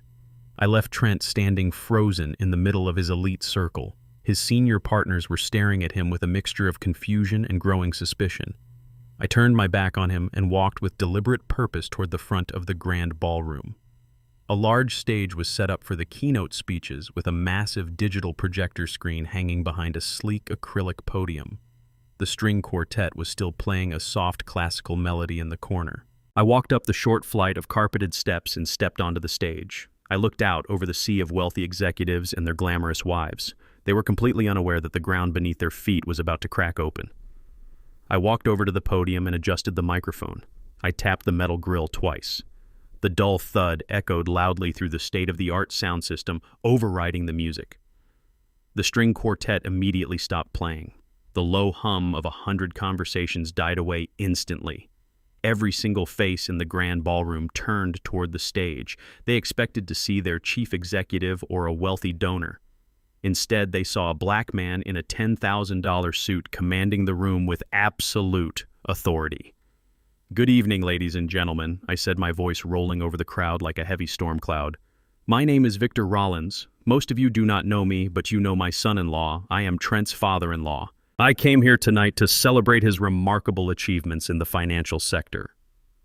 I paused and looked directly at Trent. He was still standing near the ice sculpture. He looked like he was about to pass out. He was sweating profusely, ruining the collar of his expensive silk shirt. The senior partners around him were looking up at me with intense curiosity. Trent is always talking about his investments. I continued, keeping my tone completely even and perfectly calm. He loves to brag about his offshore portfolios and his aggressive market strategies. He tells his family that he is a master of the universe. He tells us that his Ivy League education makes him smarter than the rest of us. So tonight, I thought it would be appropriate to showcase exactly how brilliant Trent really is. I thought his colleagues and his senior partners deserved to see the true depth of his financial genius. I reached into the pocket of my suit jacket and pulled out a small remote control. My security team had already interfaced with the hotel's audiovisual network. I pressed a single button. The massive digital projector screen behind me flared to life. It illuminated the entire ballroom in a harsh, bright white light. The crowd let out a collective gasp as the image on the screen came into focus. It was a highly detailed financial dossier compiled by my wealth manager, Marcus. The numbers were massive and they were entirely colored in red. It displayed Trent's secret offshore cryptocurrency trading accounts. It showed a devastating timeline of highly leveraged margin calls. It showed a total portfolio collapse. But the most damning piece of evidence was displayed in bold black letters right in the center of the screen. It was a private loan ledger. It clearly outlined a $3 million debt owed to an unlicensed underground syndicate known for money laundering and violent extortion.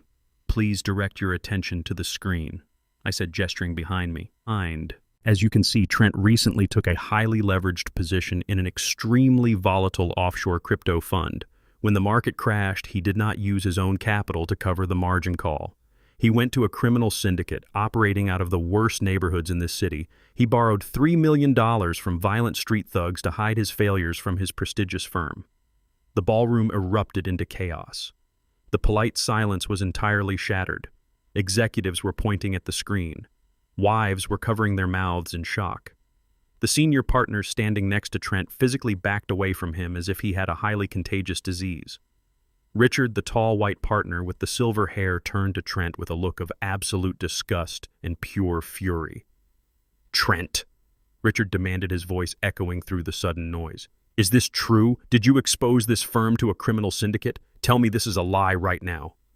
Trent was shaking uncontrollably. He held his hands up in a desperate, pleading gesture. "Richard, please listen to me." Trent stammered, his voice pitching high and thin. "It is fake. The old man is crazy. He is having a psychotic breakdown. He hacked the screen. None of those numbers are real. You have to believe me." As soon as Trent spoke those desperate lies, the heavy double doors at the back of the grand ballroom swung open with a violent crash. The crowd turned to look. Two massive men walked into the elegant room. They were not wearing tuxedos. They were wearing heavy, dark winter coats and dirty boots.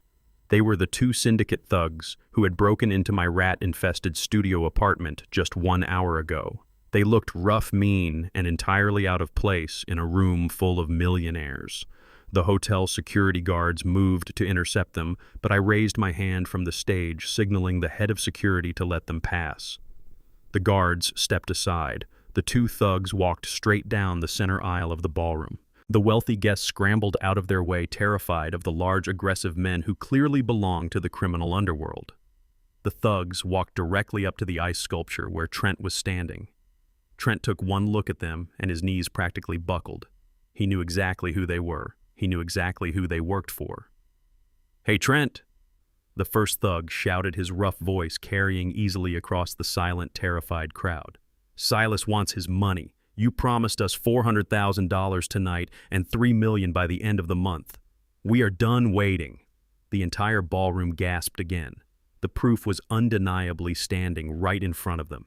Trent had brought the criminal underworld directly into the most elite corporate event of the year. Trent was trapped.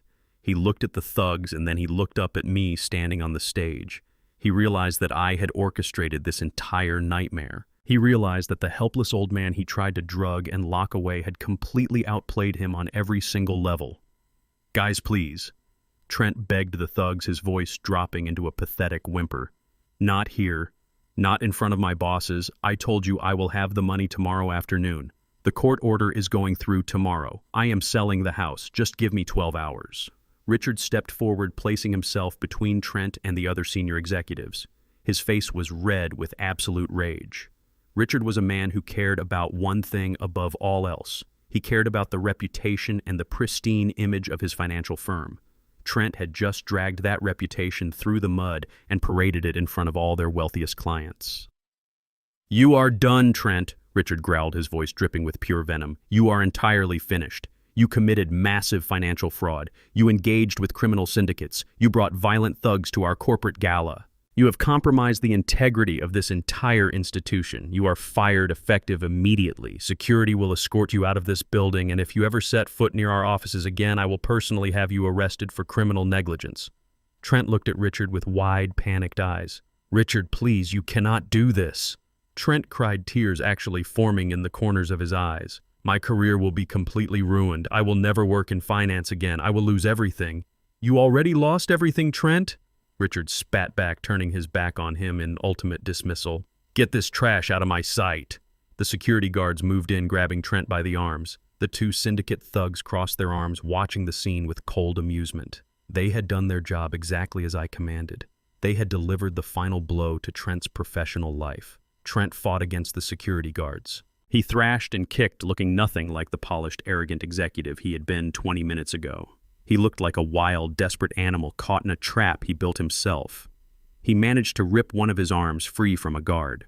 He pointed his shaking finger directly at me as I stood calmly on the stage looking down at him. His face was twisted into a mask of pure, unadulterated hatred and desperation.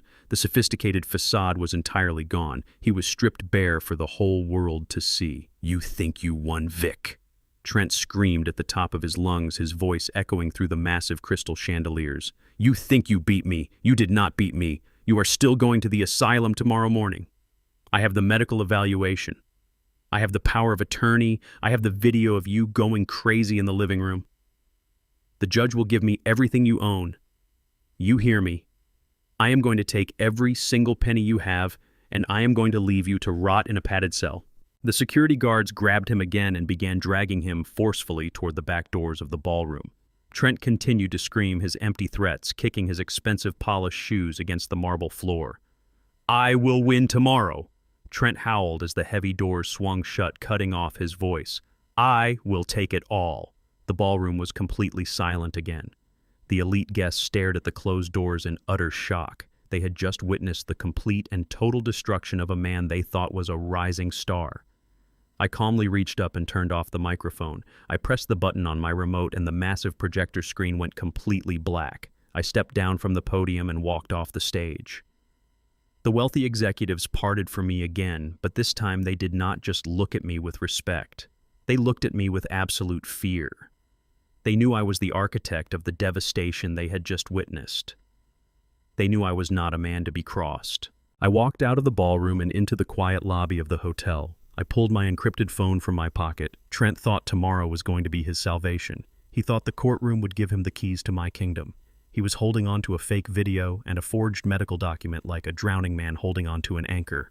I dialed Marcus Vance, my ruthless corporate attorney. The phone answered immediately. "The corporate execution is complete, Vance," I said, my voice entirely steady.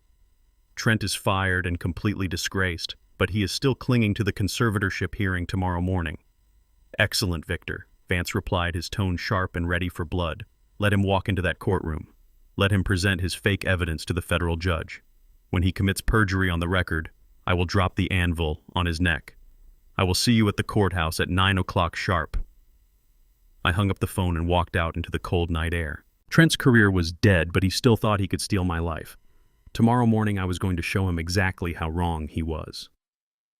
The sun rose over the freezing Detroit skyline, casting long, sharp shadows across the concrete. I stood by the floor-to-ceiling window of my hotel suite, adjusting the cuffs of my bespoke suit. Today was the morning of the probate court hearing. Today was the day Trent planned to stand before a federal judge and declare me legally insane. I took a slow, deliberate sip of my black coffee. I felt no anxiety. I felt no fear. I only felt the cold, precise focus of a man ready to finish a demolition. I left the hotel and told my private driver to take me to the downtown courthouse. I wanted to arrive early. I wanted to stand in the freezing morning air and clear my head before walking into that courtroom. My driver pulled the sleek black Maybach up to the curb right across from the courthouse steps. I stepped out into the biting wind. The streets were mostly empty, but the silence was about to be broken. A silver luxury sports car came speeding around the corner. It swerved aggressively and slammed on the brakes right next to the curb. The tires screeched loudly against the icy pavement. The driver's side door flew open. Maya stumbled out of the car. She looked absolutely nothing like the pristine, arrogant woman who had locked me in a rat-infested slum just a week ago. She looked like a complete disaster. She was wearing yesterday clothes, her expensive designer coat was wrinkled and thrown on carelessly. Her perfect hair was a tangled mess. Dark streaks of ruined mascara ran down her cheeks, making her look wild and unhinged. She looked frantically up and down the street. When she spotted me standing calmly near the courthouse steps, her eyes widened in pure desperation. She ran toward me, her expensive heels slipping on the icy sidewalk. She did not look at my tailored suit. She did not notice that I had arrived in a chauffeur-driven Maybach. She was too consumed by her own massive panic to see the reality standing right in front of her. "Daddy." Maya screamed, her voice cracking with hysterical tears. "Daddy, please. I need to talk to you. I need your help." She threw herself at me, trying to grab the lapels of my coat. I took a single solid step backward, letting her hands grasp nothing but empty, freezing air. She almost lost her balance and fell to her knees. She looked up at me with a face completely twisted in fake agony. I stood perfectly still. I kept my hands resting casually in my coat pockets. I did not speak. I let her unravel right there on the sidewalk. "He is a monster, Daddy." Maya sobbed heavily, gasping for breath between her frantic words. "Trent is an absolute monster. He lied to me. He lied to both of us. He manipulated me into doing those terrible things to you. You have to believe me." I raised a single eyebrow but remained completely silent. Maya wiped her nose with the back of her trembling hand. She started talking so fast her words were almost tripping over each other. She told me exactly what happened after Trent was thrown out of the elite financial gala last night. He came home completely destroyed. He was sweating, shaking, and crying. He locked himself in his home office and drank half a bottle of expensive whiskey until he passed out on the floor.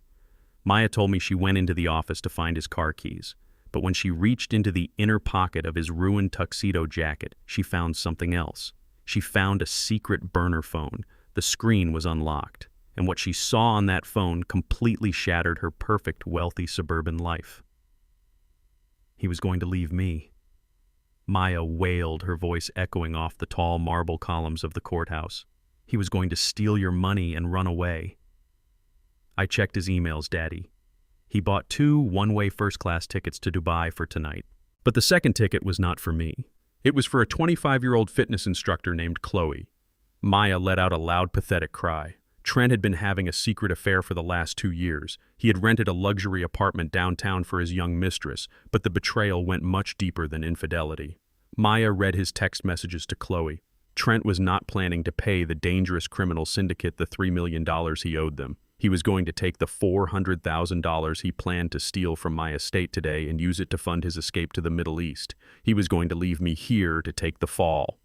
Maya screamed, her eyes wide with absolute terror. He was going to run away with that girl and leave me alone in the mansion. The syndicate would have come looking for the money. Those violent thugs would have come to my house, Daddy. They would have tortured me. They would have killed me to send Trent a message. He was going to feed me to the wolves just to save his own skin. I listened to her tragic story. Trent was indeed a cowardly snake. He had orchestrated a massive fraud against my life, and he fully intended to sacrifice his own wife as collateral damage when his house of cards collapsed.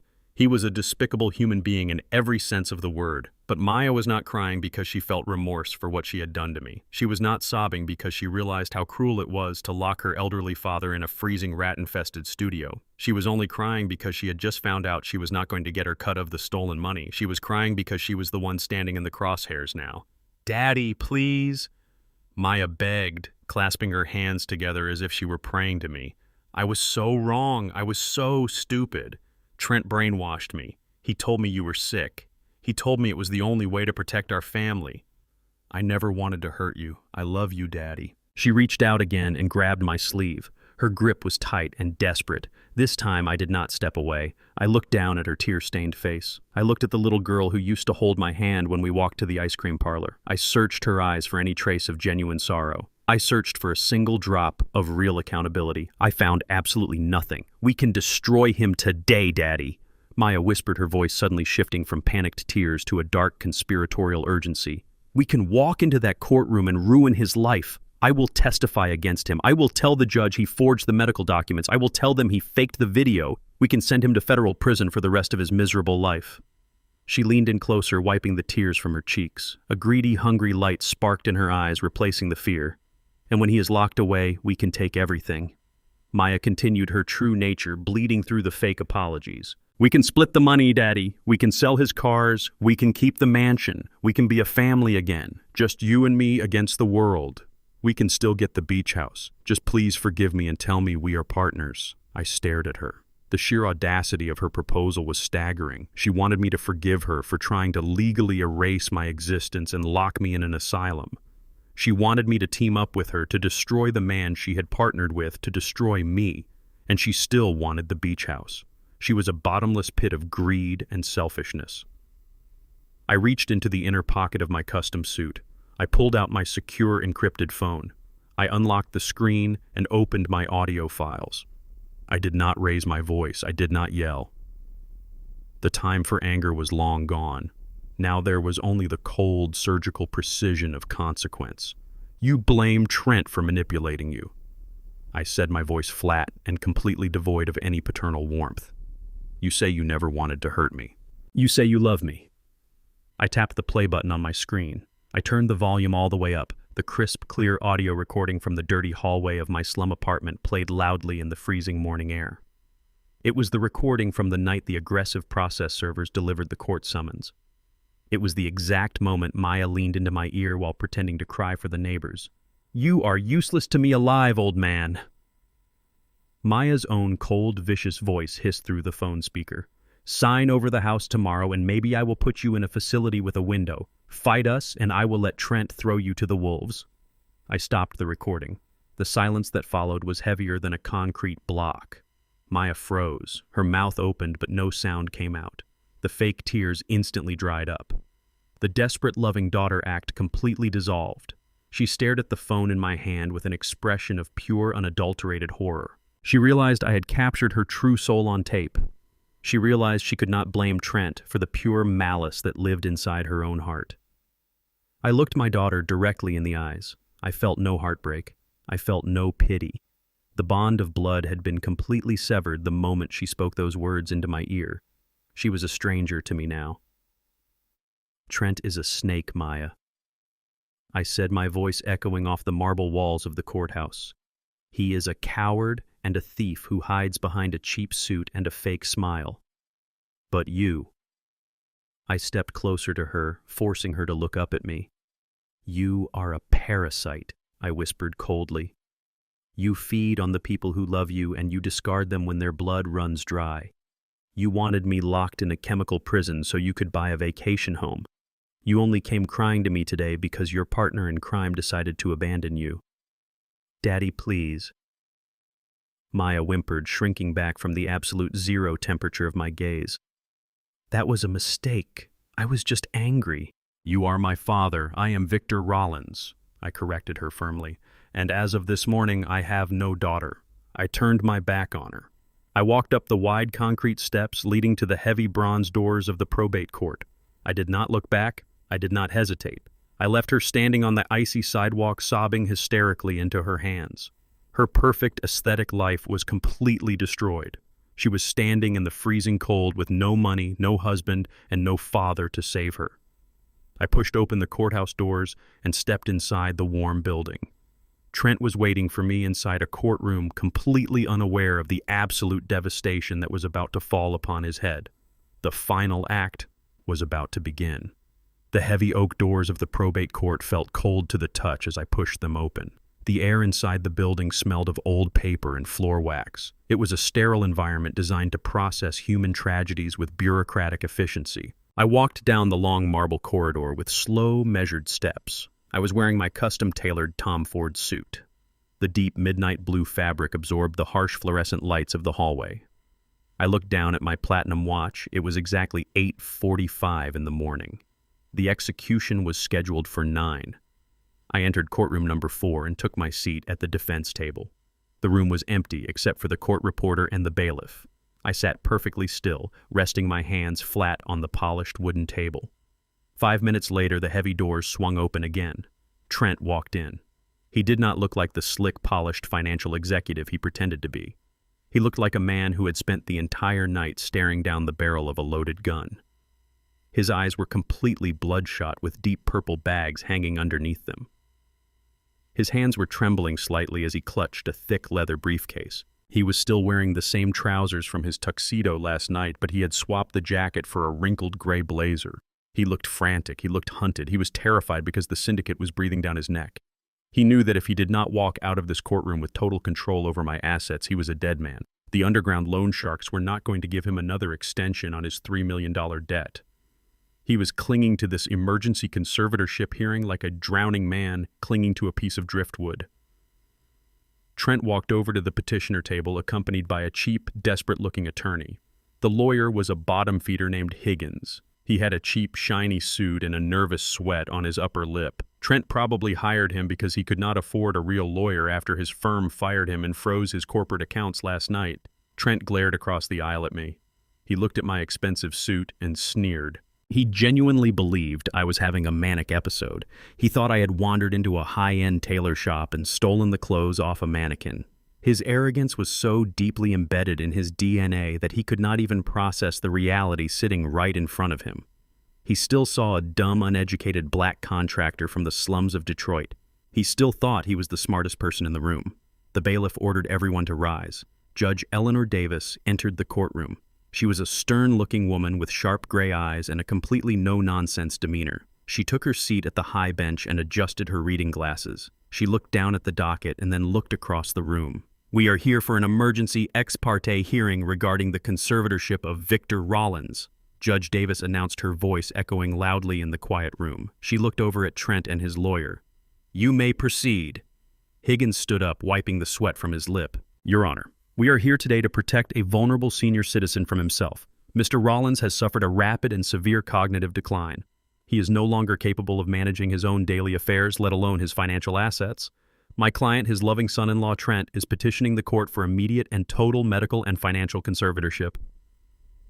Trent looked down at the table and wiped a completely fake tear from his bloodshot eyes. It was a sickening performance. He looked like a devoted family man breaking his own heart to do the right thing for a sick relative. He was putting on the show of a lifetime because his actual life depended on it. Judge Davis looked at Trent with genuine sympathy. "This is a heavy burden to bear, son," she said softly. "But emergency conservatorship strips a man of his basic civil rights. I do not grant these petitions lightly.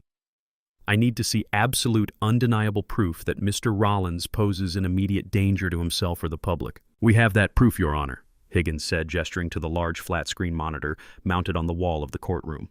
"We have hidden security camera footage taken from Mr. Rollins' former residence. The footage was captured just 2 nights ago. I must warn the court the contents are highly disturbing." The bailiff dimmed the overhead lights. Trent leaned forward in his chair, his eyes fixed on the screen. A disgusting smirk slowly crawled across his face. He thought this was his masterpiece. He thought this video was the silver bullet that was going to solve all of his massive financial problems. The video started playing. The black and white night vision footage showed the living room of the modest rental house I used to live in. The front door opened and the imposter walked inside. The man on the screen was wearing my favorite red flannel shirt and my faded denim jacket. He was leaning heavily on my wooden walking cane. Then the man looked up at the camera. The hyper-realistic silicone mask caught the light. It was my face, my broad nose, my gray beard, my deep wrinkles. It was a flawless, terrifying replication of my physical identity. The courtroom was completely silent as the fake Victor Rollins began to destroy the room. The man on the screen paced erratically. He picked up a framed photograph of my late wife Clarice and violently smashed it against the wall. The glass shattered into 100 pieces. He kicked over a heavy wooden coffee table. He began waving his arms wildly, pointing at empty chairs and screaming at people who were not there. He looked entirely insane. He looked like a man completely disconnected from reality. Judge Davis watched the screen with wide, horrified eyes. She covered her mouth with her hand. She was completely sold on the illusion. After 5 minutes of staged psychotic violence, the man on the screen sat down at the dining table. He pulled a stack of legal papers from his jacket and began signing them rapidly, all while still mumbling and twitching. He was creating a visual record of a crazy man signing away his rights. The video ended and the screen went black. The bailiff turned the lights back on. Judge Davis let out a long, heavy sigh. She looked down at me from her bench. Her eyes were completely filled with pity. She did not see a retired businessman. She saw a broken, shattered shell of a human being. She saw a tragic victim of a failing mind. Trent looked at me and smiled. It was a cold, victorious, arrogant smile. He thought he had won. He thought he had just successfully locked me in a cage. He was already calculating how fast he could liquidate my bank accounts and sell my house. He thought he secured $400,000 to pay off the violent syndicate thugs waiting in the alley outside. But we do not just have video evidence, Your Honor. Higgins continued, breaking the heavy silence. We also have a medical professional here today to testify to Mr. Rollins' exact condition. I called Dr. Aris to the stand. The heavy wooden doors at the back of the courtroom opened. The fake doctor walked down the aisle. He was sweating even more than Trent. He looked terrified. He knew he was committing federal perjury, but Trent had probably threatened his life to get him here. The disgraced pharmacist walked up to the witness stand and placed his hand on the Bible. He swore to tell the whole truth, knowing he was about to lie through his teeth. Dr. Aris, please tell the court your professional assessment of Mr. Rollins, Higgins asked, pacing in front of the stand. Aris cleared his throat and looked nervously at the judge. I examined Mr. Rollins late last night at his current apartment. Aris lied, his voice shaking slightly. He is suffering from extremely advanced and aggressive frontal lobe deterioration. He was hostile, confused, and completely detached from his surroundings. During my evaluation, he became violent and physically attacked me. It is my professional medical opinion that Victor Rollins requires immediate involuntary commitment to a secure psychiatric facility. He cannot be trusted to manage his finances, his property, or his own physical safety. Higgins approached the bench and handed the judge a thick folder. I submit. Dr. Aris signed medical evaluation into evidence, Your Honor, Higgins said. Judge Davis took the folder and opened it. She read through the forged documents. She shook her head slowly in sorrow. The trap was perfectly laid out.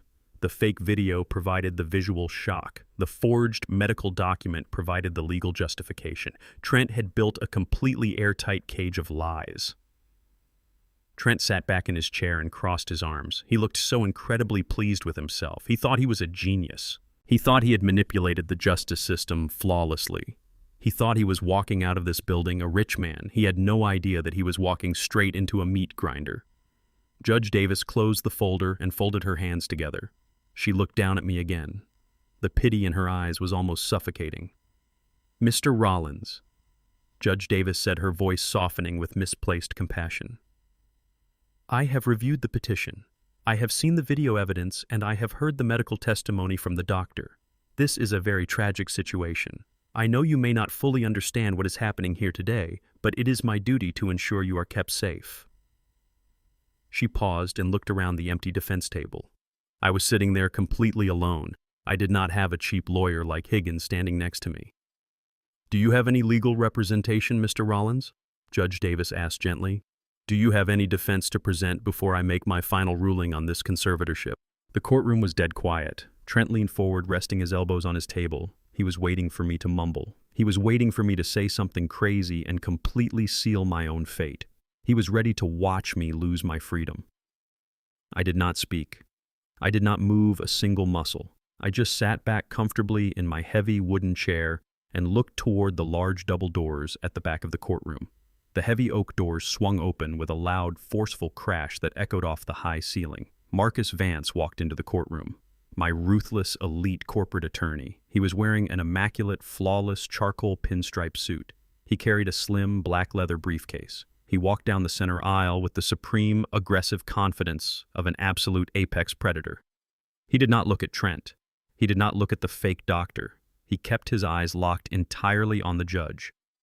Vance stepped right past the wooden gate and walked directly up to my defense table. He placed his slim briefcase down with a sharp, confident snap. He stood tall and looked up at the high bench. Your Honor, Vance said, his gravelly, commanding voice ringing out loud and crystal clear across the quiet courtroom. We do not just have a defense, we have a blockbuster movie. The entire courtroom fell into an absolute dead silence. Judge Davis stared down from her high bench, looking at Marcus Vance as if he had just dropped out of the sky.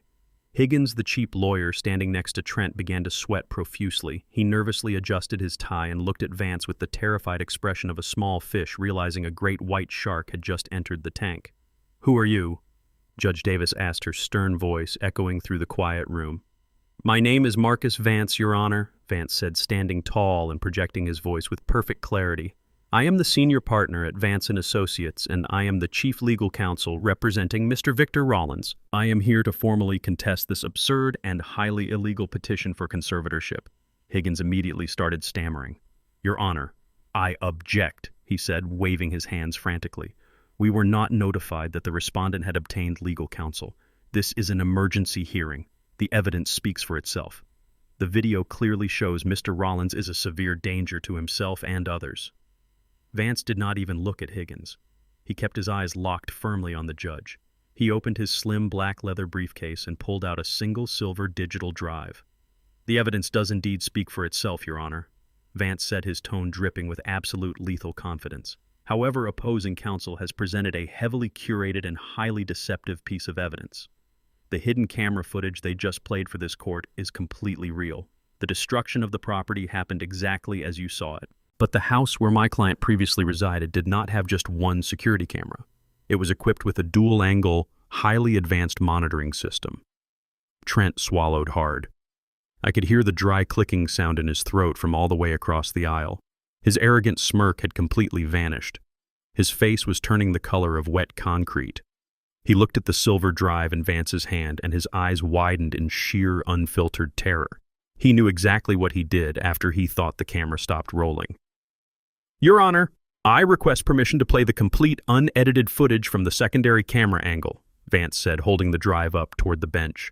I believe it will provide the court with the necessary context to make an informed decision regarding my client's mental competency. Judge Davis looked at Trent's panicked face and then looked back at Vance. She narrowed her eyes. Her judicial instincts were sharp. She knew something was horribly wrong with the petitioner's case. Permission granted, Mr. Vance, Judge Davis commanded. Bailiff, please assist counselor with the audio-visual equipment and dim the lights again. Higgins tried to object one more time, but Judge Davis silenced him with a single sharp glare. The bailiff took the silver drive from Vance and plugged it into the courtroom's digital media system. The overhead lights faded to a low hum. The massive flat-screen monitor on the wall flared back to life. The video started playing. It was the exact same living room, but the angle was completely different. This camera was mounted higher up near the ceiling, offering a wide, unobstructed view of the entire space. We watched the exact same sequence of events unfold. We saw the man wearing my red flannel shirt and my faded denim jacket. We saw him kicking the coffee table and smashing the framed photograph of Clarice against the wall. We saw the hyper-realistic silicone mask of my face contorting in the shadows as the man pretended to scream at empty chairs. It was a masterful performance of fake insanity. But this time the video did not cut to black after the man sat down at the dining table to sign the legal documents. This time the video kept rolling. The man on the screen finished signing the stack of power of attorney forms. He placed the pen down on the wooden table. He let out a long, heavy sigh of exhaustion. Then he reached his hands up to the base of his neck. He dug his fingers under the thick synthetic skin of the silicone mask. A collective gasp swept through the entire courtroom as the man on the screen pulled the mask upward. The fake face of Victor Rollins stretched and distorted before popping off completely. Underneath the mask, panting and sweating heavily, was Trent. He tossed the expensive silicone mask onto the dining table right next to the forged legal documents. He ran his hands through his slicked back hair, trying to fix the mess the mask had created. He looked directly toward the front door, letting out a loud, arrogant laugh that echoed clearly through the courtroom's surround sound system. That was a workout. Trent's voice spoke from the video recording. He picked up the signed papers and tapped them against the table to straighten the edges. He smiled a greedy, malicious smile. This will completely fool the dumb judge tomorrow morning. The old man is finally out of my way. The video ended. The screen went completely black. The silence in the courtroom was not just quiet. It was a heavy, suffocating vacuum. The air was completely sucked out of the room. The bailiff slammed his hand against the wall switch, turning the bright fluorescent lights back on. I looked at Judge Davis. Her face was completely rigid. Her jaw was clenched so tight the muscles in her cheeks were visibly pulsing. Her gray eyes were locked onto Trent with a level of absolute judicial fury I had never seen before. She had just watched a man sit in her courtroom and present a highly sophisticated, fraudulent video designed to trick her into stripping an innocent senior citizen of his basic human rights. He had called her a dumb judge on tape. He had committed the most brazen act of perjury imaginable. Trent was completely paralyzed. He was staring at the blank monitor screen with his mouth hanging wide open. His chest was heaving up and down rapidly. He looked like a man who had just stepped off a ledge and realized there was no safety net waiting to catch him. He was falling in slow motion. Higgins, the cheap lawyer, physically took 3 large steps away from Trent. He looked at the judge and raised his hands in the air, signaling his complete and total surrender. He wanted absolutely nothing to do with the nuclear bomb that had just detonated at his table. Before the judge could even speak, a sudden violent commotion erupted at the back of the courtroom. Dr. Aris, the fake neurologist who had just committed federal perjury under oath, realized exactly what was happening.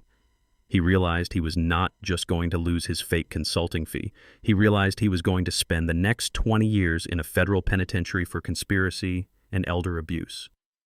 Aris bolted from the witness stand. He shoved his chair backward so hard it crashed to the floor. He turned and sprinted full speed down the center aisle of the courtroom, heading straight for the heavy oak double doors. He was sweating profusely, running for his life. "Bailiffs, secure that man immediately," Judge Davis roared, her voice shaking the wooden panels of the courtroom. "Do not let him leave this building." 2 heavy-set court bailiffs stationed near the exit reacted instantly.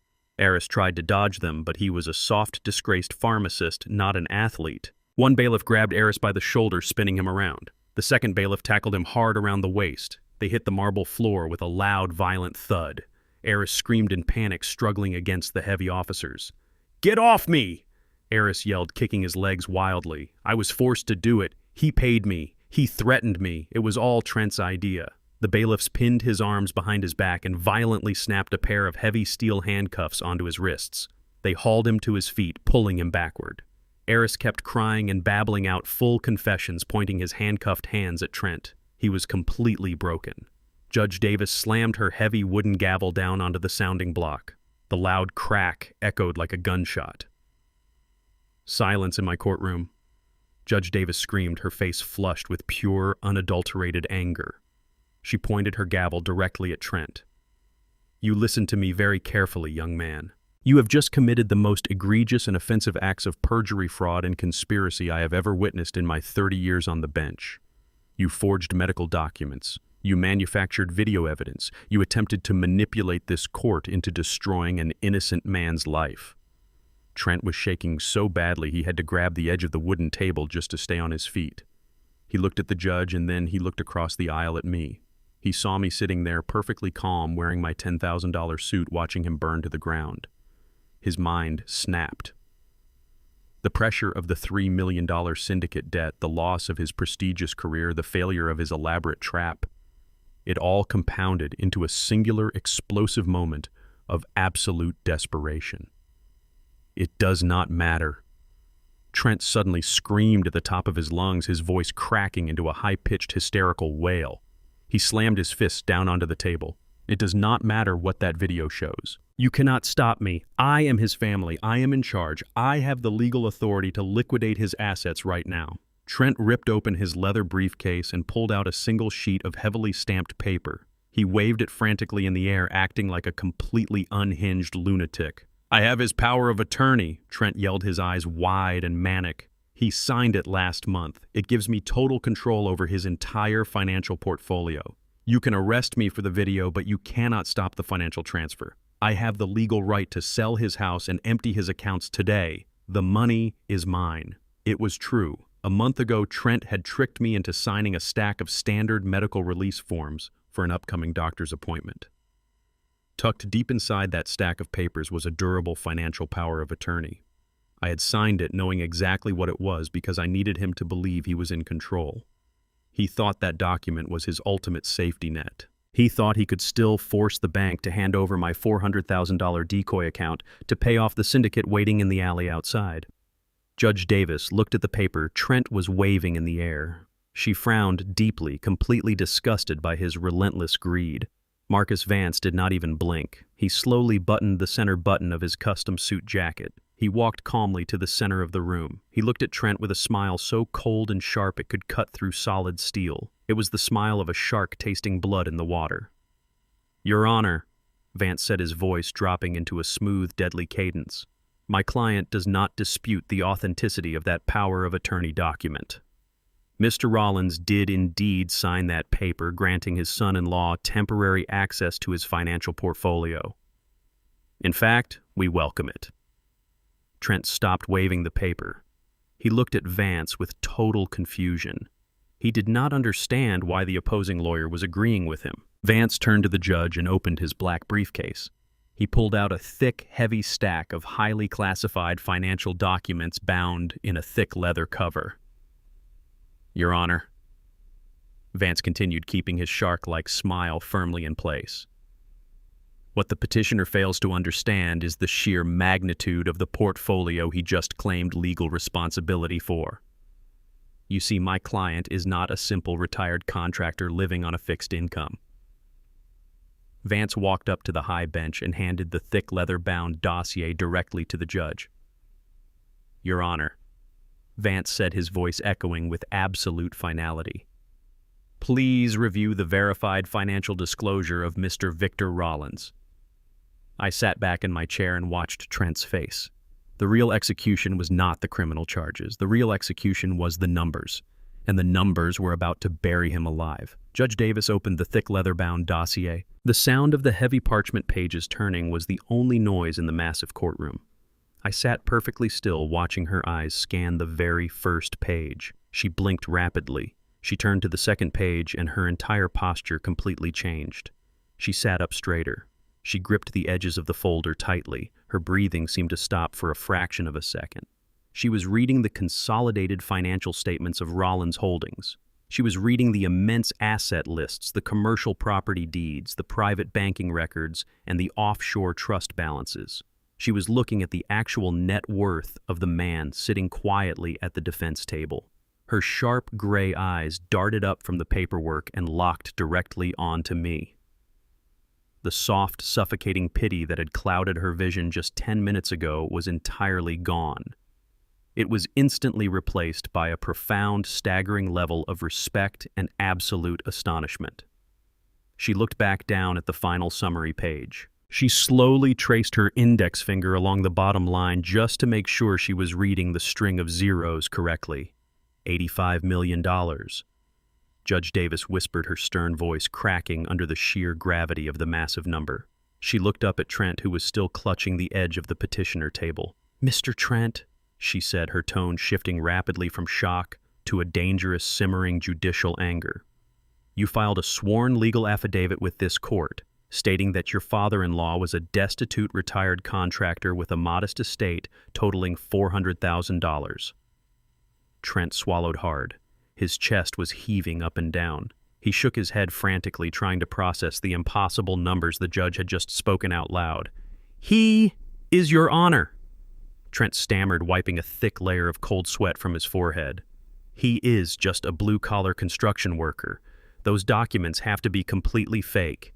He is trying to trick the court. I have his bank statements in my briefcase. I saw his personal savings account with my own eyes. He only has $400,000. Marcus Vance let out a sharp, cruel laugh that echoed across the silent courtroom. "You saw a public decoy account, you absolute fool," Vance said, taking a slow, deliberate step closer to Trent's table. "My client set up that retail checking account to pay his basic electric bills and buy his groceries. He maintained a modest lifestyle to see if the people around him loved him for his character or his cash. You looked at a man who literally built half the commercial real estate district in this city, and you thought he was a helpless peasant. You thought you could crush him and steal his life savings to pay off your criminal gambling debts. You are not just a liar, Trent. You are the most arrogant, incredibly stupid man I have ever had the pleasure of utterly destroying in a court of law." Trent stumbled backward. His legs were shaking so violently he knocked his own wooden chair over. The heavy chair crashed to the floor, but nobody moved a muscle to pick it up. He stared at me. His bloodshot eyes were wide with a terror that went much deeper than simply losing a legal battle. He finally realized exactly who he had been trying to manipulate. He realized the quiet black man in the faded denim jacket was actually a corporate titan who could buy and sell his entire financial firm without breaking a sweat. The realization hit him like a physical blow to the stomach. "But we are not finished, Your Honor." Vance continued, turning his attention back to the judge. "The petitioner brought a signed, durable power of attorney into this courtroom today. He waved it around and proudly claimed it gave him total and absolute control over my client's financial portfolio. We absolutely acknowledge that signature. We acknowledge that Trent manipulated my client into signing a massive stack of medical release forms last month and secretly slipped the financial authorization into the middle of the pile, hoping we would not notice." Trent nodded aggressively, desperate to cling to his last remaining weapon. "Yes!" Trent yelled, his voice cracking with pure hysteria. "I have the power of attorney. You just admitted it on the record. The money is legally under my control. I am the financial guarantor. You cannot stop me from transferring the funds. The law is on my side." Vance smiled his terrifying shark-like smile. He reached into his slim black briefcase and pulled out a single laminated sheet of heavy bond paper. He handed it to the bailiff, who passed it directly up to the judge. "You really should learn to read the fine print before you try to steal an empire, Trent," Vance said, his voice dripping with pure lethal satisfaction. "When you fraudulently named yourself the financial guarantor and fiduciary executor of Rollins Holdings, you legally bound yourself to the strict corporate bylaws of that private trust. My client is a very cautious man. He instructed my firm to insert a specific poison pill clause into every single authorization document he signs.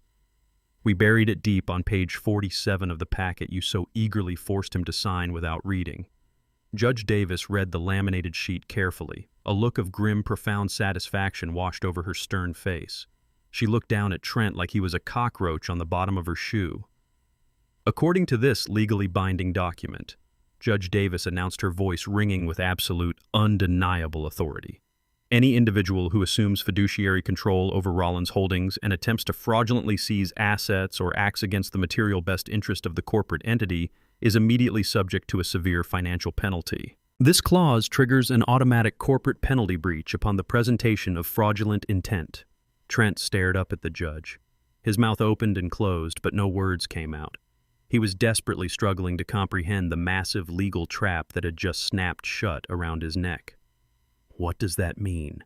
Trent whispered, his voice barely audible over the hum of the fluorescent lights. "It means you just bought a one-way ticket to absolute financial ruin," Vance answered him, turning to look Trent directly in the eyes. "By walking into this courtroom and committing perjury, by submitting forged medical documents, by attempting to illegally liquidate my client's assets to pay off a criminal syndicate, you triggered the penalty breach. As the self-appointed legal guarantor, you are now personally and legally liable for the penalty fine. You owe the Victor Rollins Trust $5 million payable immediately upon demand." The color completely vanished from Trent's face. His skin turned a sickly pale ashen gray. His knees finally gave out entirely. He collapsed onto the floor of the courtroom, landing hard on his hands and knees. He already owed $3 million to a violent underground crypto syndicate. He thought he was going to steal $400,000 today to buy himself time and flee to Dubai. Instead, he had just legally bound himself to a $5 million corporate penalty. He was $8 million in debt. He was completely and utterly destroyed beyond repair. "Please," Trent begged, crawling on the marble floor toward my defense table. "Vic, please." "I am sorry. I was desperate. I did not mean it. The syndicate is going to kill me. They are waiting outside in the alley right now. You have to drop the penalty. You have to help me. I am your family." I stood up slowly, buttoning my custom suit jacket. I looked down at the pathetic, broken man groveling on the cold floor at my feet. I did not feel an ounce of pity. I did not feel a shred of remorse. "You are not my family," I said, my voice cold hard and unforgiving like solid steel. "You are a parasite who tried to lock me in a chemical prison. You threw me in a rat-infested slum. You called me useless. You brought criminals into my life. You dug your own grave, Trent. Now you get to lie in it until the dirt covers you completely." Judge Davis slammed her heavy wooden gavel down on the sounding block. The sharp, loud crack echoed like a gunshot, permanently ending the execution. This petition for emergency conservatorship is denied with extreme prejudice. Judge Davis roared, her voice filled with absolute righteous judicial fury. I am immediately revoking the temporary asset freeze on Mr. Rollins' public accounts. Furthermore, based on the mountain of evidence presented in this courtroom today, I am ordering the immediate arrest of the petitioner. Trent looked up at the judge, tears streaming rapidly down his face. No, please, Your Honor. Trent wailed, his voice echoing with sheer, unfiltered panic. Please do not send me to jail. You came into my courtroom and attempted to use the justice system to facilitate a massive financial fraud. Judge Davis continued, completely ignoring his pathetic, desperate cries. You committed perjury on my watch. You submitted forged medical documents to my bench. You attempted the most vile form of elder abuse I have ever witnessed in my entire career. Bailiffs, take this criminal into custody right now.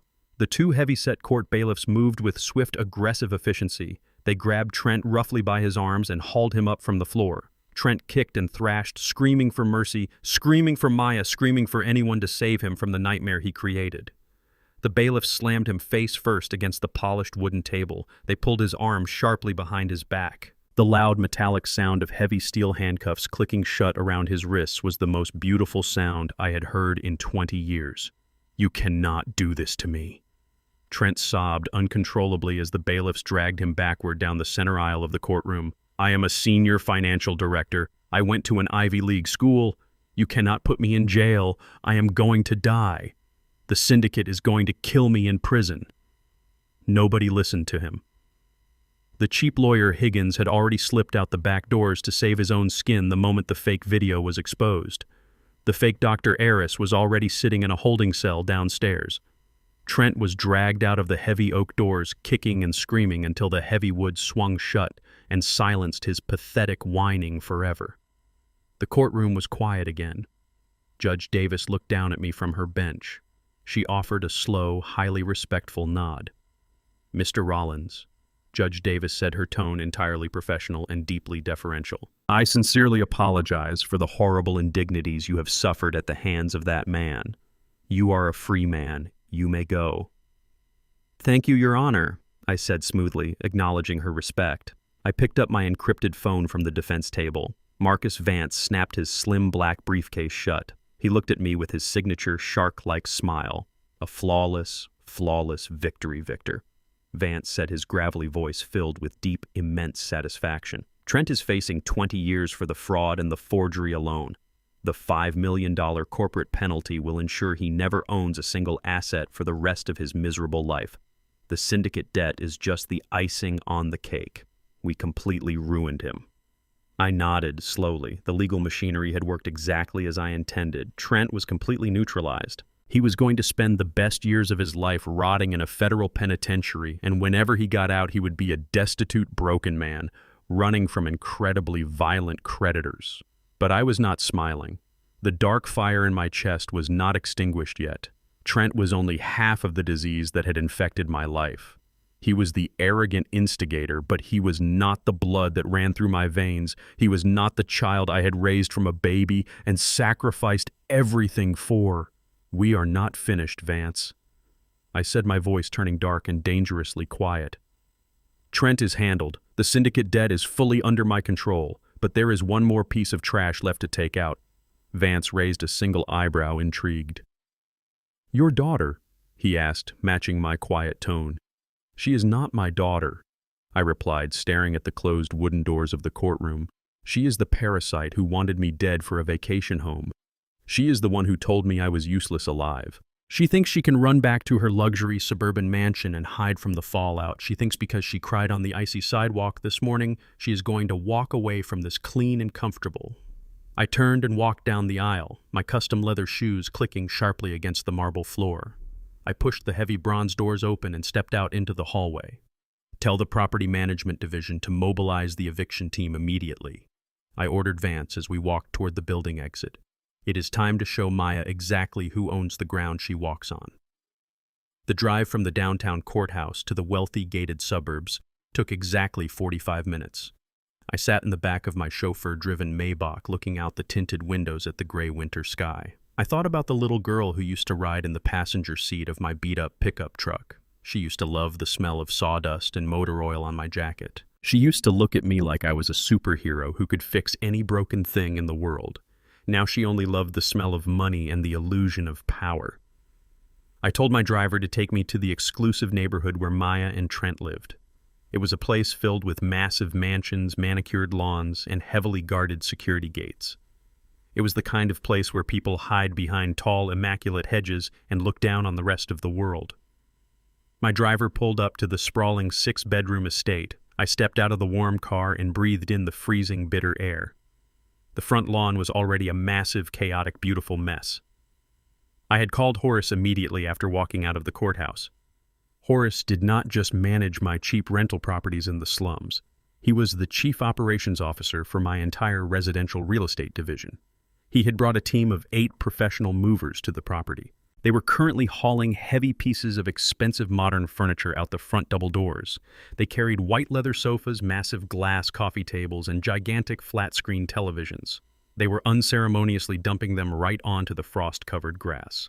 Horace was standing near the front steps, holding a thick wooden clipboard. He nodded at me with a grim smile when I walked up the wide paved driveway.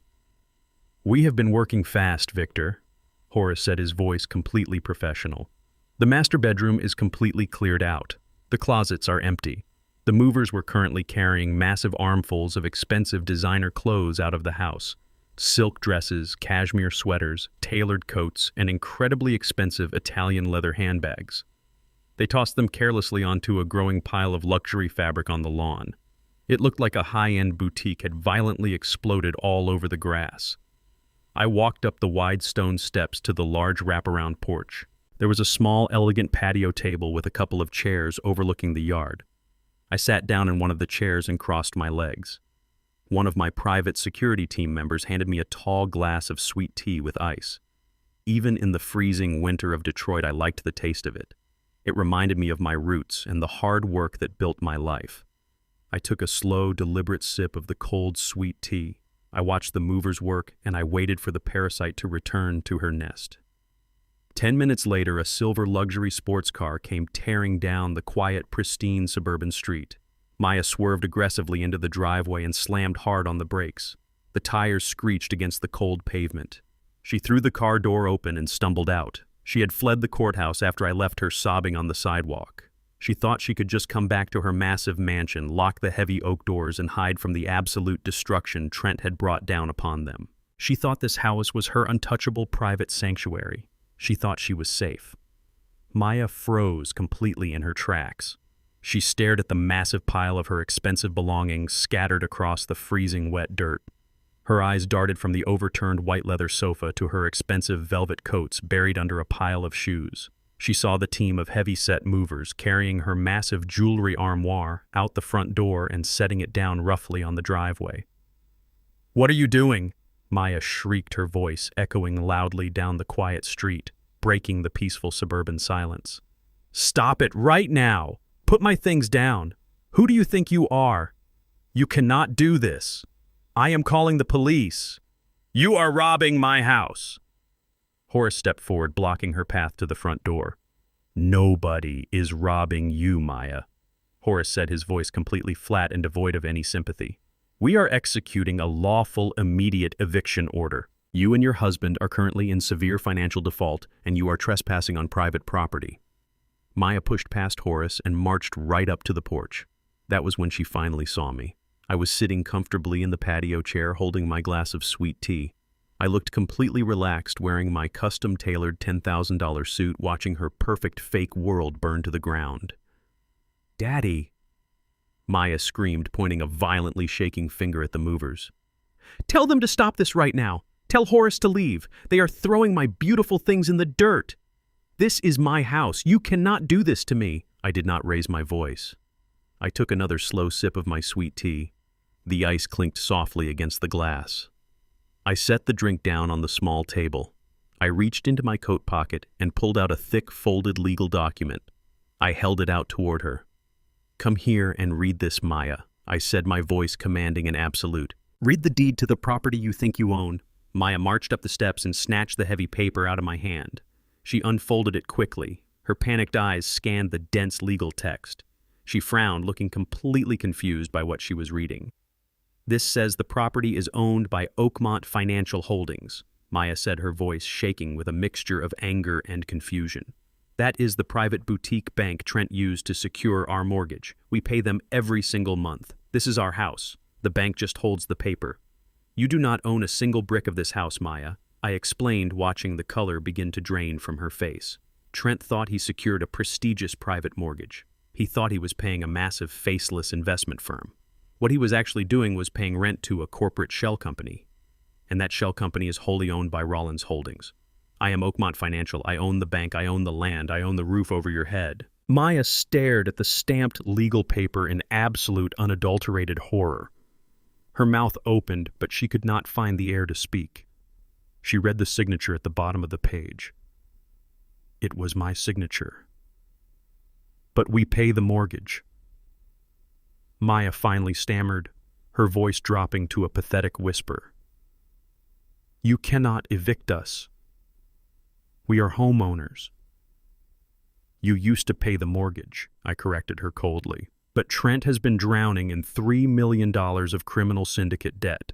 He missed the last 3 payments on this property.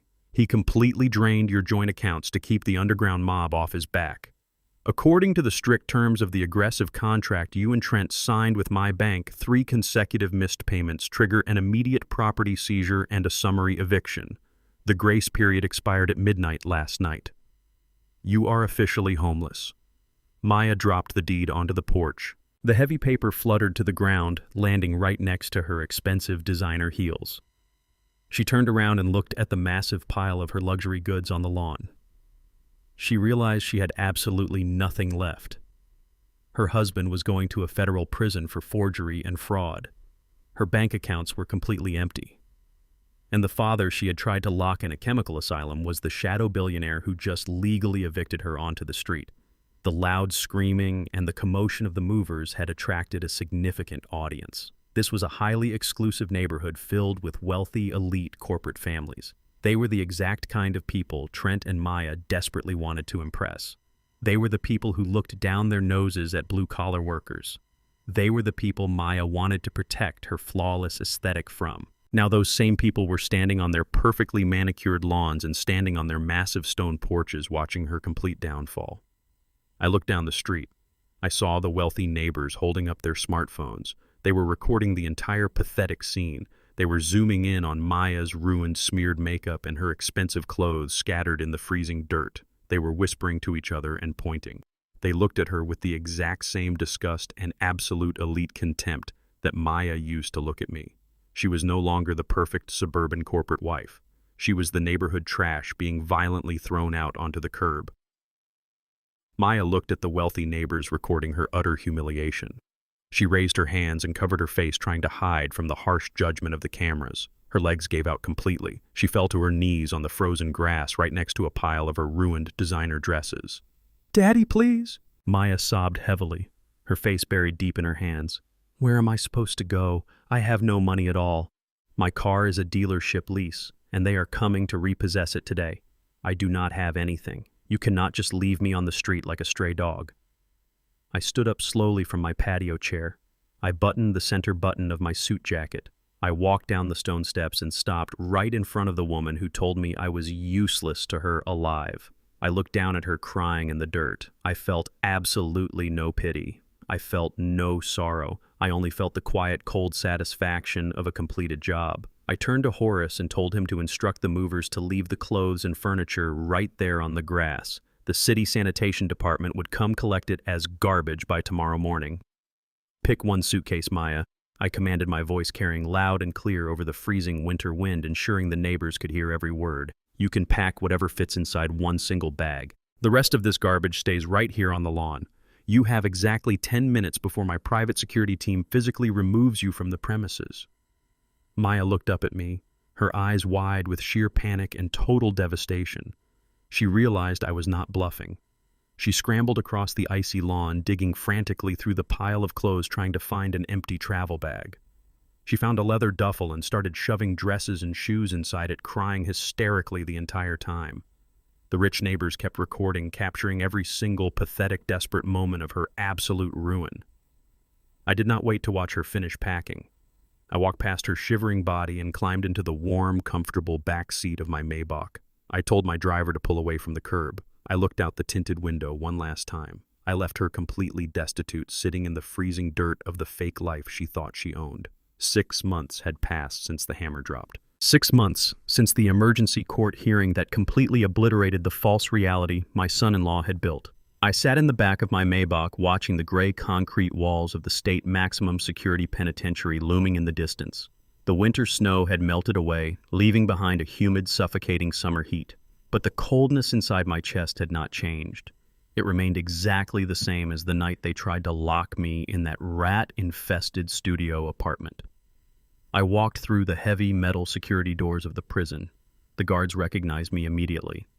When you are a man worth $85 million who funds the local police retirement charities, people tend to treat you with an extreme level of deference, even inside a maximum security fortress. I did not have to wait in the general holding area with the other visitors. The warden personally escorted me to a private, secure interrogation room. The room was perfectly sterile. There were no windows. There was only a cold metal table bolted directly to the concrete floor and 2 uncomfortable steel chairs. I sat down and buttoned my suit jacket. I waited in the deafening silence of the prison block. 10 minutes later, the heavy steel door clanked open. 2 massive prison guards walked in, dragging a man between them. I almost did not recognize him. Trent had aged 10 years in the span of 6 months. The slick, arrogant financial executive who used to wear custom-tailored Navy suits and expensive cologne was completely gone. The man sitting across from me was a broken, hollowed-out shell. He was wearing an oversized, bright orange prison jumpsuit that looked completely ridiculous on his shrinking frame. He had lost at least 30 pounds.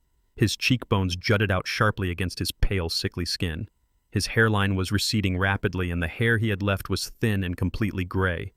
But the most striking change was his face. Trent had a massive, dark purple bruise forming around his left eye. His bottom lip was split and scabbed over. He moved with a stiff, painful flinch as the guard shoved him roughly down into the steel chair across from me. He looked terrified. He looked like a hunted animal that woke up every single morning expecting to be slaughtered.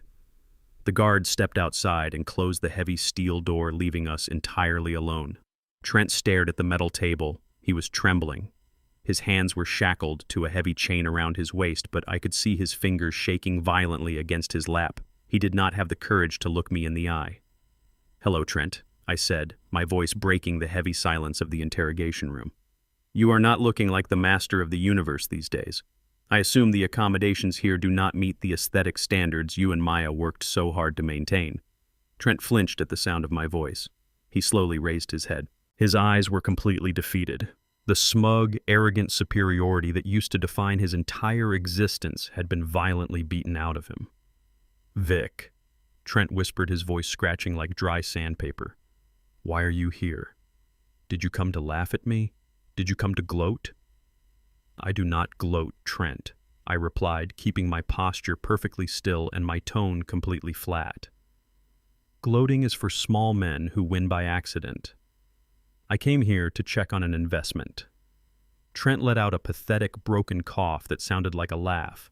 "An investment," he muttered, shaking his head slowly. "I have nothing left, Vic. You took the house. You took my career. The judge gave me 20 years for the forgery and the fraud. I am ruined. I am completely destroyed. What more could you possibly want from me?" I leaned forward, resting my large calloused hands on the cold metal table. I looked at the dark purple bruise blooming around his eye. I looked at the fear sweating out of his pores. "You owe $5 million to my corporate trust for the penalty breach," I reminded him softly. "But we both know that is the least of your problems right now. The federal government provides your meals and your bed. But the federal government cannot protect you in the yard. They cannot protect you in the showers.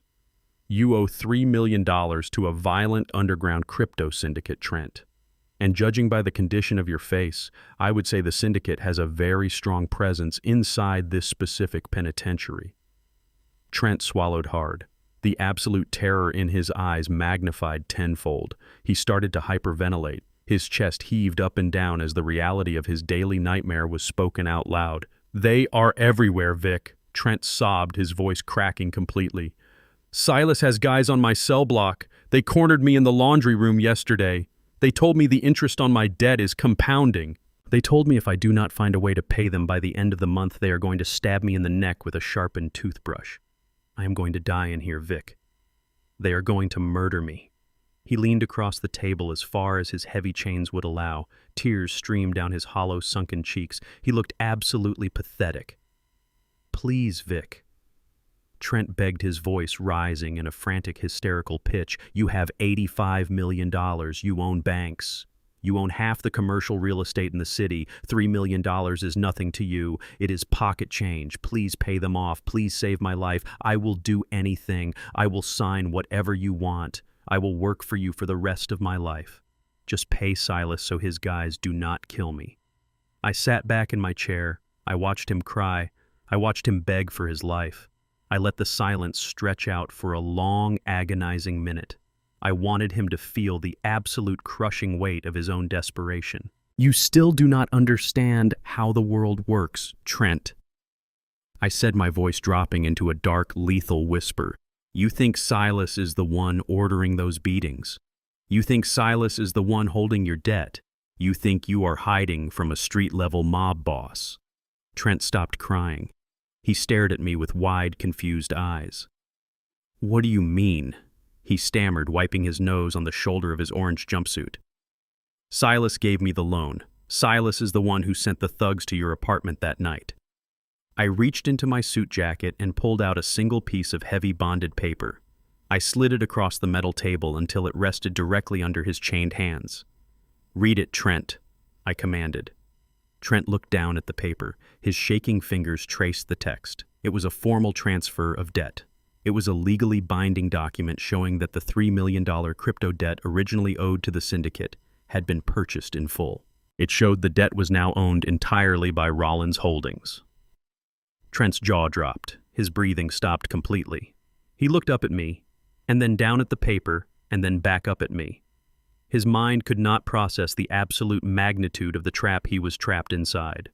Silas does not own your debt, Trent. I explained, watching the last shred of hope completely die in his eyes. I bought your paper the very same night you sent those thugs to frame me. I paid Silas a massive premium to walk away and hand your life over to me. Silas does not care about you anymore. The men beating you in the yard, the men threatening to end your life in the showers, they do not work for Silas anymore. They work for the holder of the debt. They work for me. Trent let out a sound that was not quite a scream and not quite a sob. It was the sound of a man's soul completely breaking in half. He realized he was not just in a federal prison. He was in a prison owned and operated by his father-in-law. He realized I controlled every single aspect of his miserable existence. I controlled the air he breathed, the beatings he took, and the fear that kept him awake every single night. Vic, I am sorry. Trent wept violently, his entire body shaking against the heavy metal chains. I am so sorry. I misjudged you. I thought you were just an old man. I did not know. Please have mercy. I misjudged you. I stood up slowly from the metal table. I looked down at him with a level of cold, profound disgust that words could never truly capture. You did not misjudge me, Trent, I said, my voice echoing off the concrete walls with absolute finality. You looked at a 72-year-old black man who worked with his hands, and your arrogance told you I was an easy target. You saw my faded clothes and you thought I was stupid. You saw my quiet life and you thought I was weak. You did not see a man, Trent. You saw prey. You thought you could hunt me and strip my bones for profit. I leaned down, placing my hands flat on the table, bringing my face inches away from his terrified, bruised face. But you hunted in the wrong jungle, I whispered. You woke up the wrong monster. You thought you were the apex predator, but you are just a parasite. And now you belong to me. Every time you close your eyes, every time you walk into that yard, every time you hear footsteps behind you, I want you to remember exactly who owns your life. I turned my back on him. I walked toward the heavy steel door. Wait, Trent screamed, throwing himself against the table, making his chains rattle loudly. Vic, please, do not leave me here like this. Please. I knocked twice on the heavy door. The guards immediately pulled it open. I walked out into the sterile hallway without looking back a single time. Trent's desperate, pathetic screams echoed down the concrete corridor until the heavy steel door slammed shut, silencing him completely. He was buried alive, and I was the one holding the shovel. I walked out of the prison and into the blazing summer heat. My chauffeur opened the door of the Maybach. I climbed into the cool, air-conditioned interior. The execution of Trent was fully and permanently complete. He would spend the next 2 decades living in absolute terror, paying for his arrogance every single day. But as the car pulled away from the prison gates, I looked out the tinted window at the passing city. The dark fire in my chest was still burning. The trap had worked flawlessly. The syndicate was under my control. My fortune was secure. My legacy was protected. But there was still one final loose end remaining. I had destroyed the snake, but I still needed to step on the parasite. Trent was handled, but Maya was still out there. My daughter, the woman who wanted me locked in a chemical prison for a beach house. She had been living on the streets for 6 months, stripped of her wealthy suburban facade, stripped of her aesthetic, and stripped of my protection. It was time to see exactly what kind of life she had built for herself in the gutter. It was time for the ultimate payoff. I told my driver to turn the car around and head toward the absolute worst part of town. The final lesson was about to be taught. The drive from the maximum security penitentiary to the opposite side of the city took over an hour. I sat in the plush leather seat of my Maybach and watched the scenery slowly change. The manicured lawns and towering glass skyscrapers gradually gave way to crumbling infrastructure and forgotten neighborhoods. The roads became uneven and cracked. Potholes the size of small craters forced my driver to slow the massive luxury vehicle to a careful crawl. The buildings here were covered in faded graffiti and rust. Chain-link fences topped with razor wire guarded empty dirt lots. This was the dark underbelly of Detroit. This was the world the wealthy elite pretended did not exist. It was deeply ironic. I had spent 40 years of my life working in neighborhoods exactly like this one. I poured concrete, laid bricks, and fixed leaking roofs in the freezing cold, so my daughter would never have to know what poverty smelled like. I gave her a life of absolute pure comfort. I paid for her expensive private schools, her designer clothes, and her luxury cars. She repaid my lifetime of sacrifice by trying to lock me in a chemical cage. Now the universe had brought her right back to the very streets she used to look down on. She had come full circle.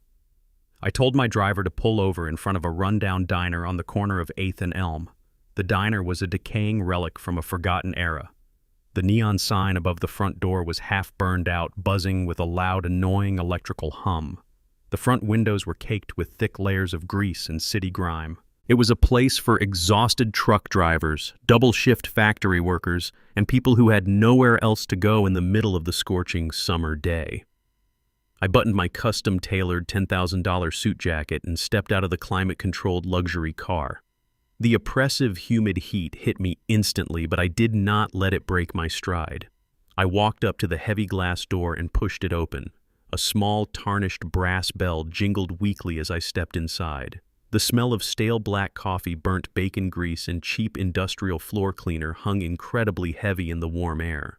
The diner was completely outdated and deeply depressing. The linoleum floor was scuffed and peeling in the corners, revealing the bare concrete underneath.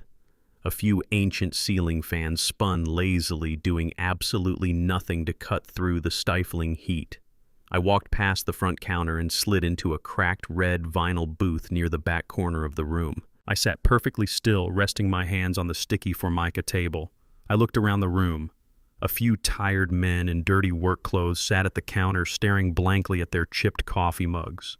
This was the real world. This was the world of hard labor and endless exhaustion. This was the exact world Maya and Trent used to mock at their fancy catered dinner parties. They used to sip $200 wine and laugh at the struggles of the working class. They thought they were inherently better than the people who built their houses and served their food. They believed wealth made them superior human beings. I sat in the shadows of the booth and waited for the waitress to appear. The heavy swinging doors leading to the kitchen pushed open. A woman walked out carrying a massive heavy plastic tray loaded with greasy plates of food. It was Maya. I sat in the back booth and watched my only daughter work. She was completely and utterly unrecognizable. The flawless suburban corporate wife was entirely gone. Her expensive designer cashmere sweaters and silk skirts had been replaced by a cheap, poorly fitting pink polyester uniform. The synthetic fabric was stained with dark spots of old grease and splashed coffee. Her pristine, perfectly manicured hands were now rough red and covered in small burns from the industrial kitchen. She wore cheap, clunky black sneakers designed for long, painful shifts on a hard concrete floor. Her hair was pulled back into a messy, sloppy bun, held together by a cheap plastic clip. She had absolutely no makeup on. The dark, heavy circles under her eyes were prominent and deep. She looked utterly exhausted. She looked completely broken. She had lost the arrogant spark that used to define her entire existence. She walked toward the front counter, carefully balancing the heavy tray on her shoulder. She handed a plate of greasy eggs to one of the tired truck drivers. She gave him a weak, forced, fake smile. She turned around, wiping her sweating forehead with the back of her rough hand. She picked up a dirty, wet rag and started wiping down an empty table a few feet away from my booth. She moved closer, wiping the sticky surface with mindless, repetitive motions. Then she looked up. Her eyes locked directly onto my face. The heavy ceramic coffee mug she was holding slipped right through her trembling fingers. It hit the hard linoleum floor with a loud, violent crash. Hot black coffee splashed everywhere, shattering the thick mug into dozens of sharp white pieces. "Maya, you clumsy idiot, clean that mess up right now!" The diner manager yelled angrily from behind the cash register, waving a dirty spatula in the air. "I am taking the cost of that mug straight out of your paycheck. Do you hear me?" Maya did not hear him. She did not look down at the broken ceramic. She did not look at the spilled coffee soaking into her cheap shoes. She just stared directly at me. Her chest started heaving up and down rapidly. Her eyes filled with fast, desperate tears. She saw my bespoke midnight blue suit. She saw the heavy platinum watch gleaming on my wrist. She saw the father she had tried to destroy sitting calmly in the middle of her personal living hell. She abandoned the dirty rag on the table. She stumbled over to my booth, her cheap sneakers squeaking loudly on the wet floor. She collapsed onto the cracked vinyl bench directly across from me. She reached across the sticky table and tried to grab my hands. I smoothly pulled my hands back, resting them on my lap far out of her reach. "Daddy," Maya whimpered, her voice cracking and raw with unfiltered emotion. "Daddy, you came. You finally came for me."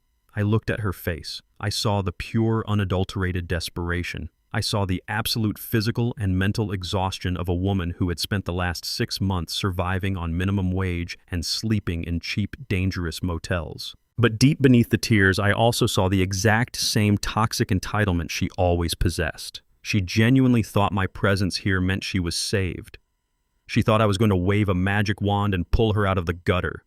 She thought the consequences of her actions were finally over. "It is so hard, Daddy." Maya sobbed heavily, tears rolling down her tired cheeks, leaving clean streaks through the greasy sweat on her face. "I have absolutely nothing left. The state took the cars. The bank took the accounts. My rich friends will not even return my phone calls. I have been working double shifts in this disgusting place just to afford a tiny room above a liquor store." She wiped her nose with the sleeve of her stained uniform. "My feet bleed every single night. The manager screams at me constantly.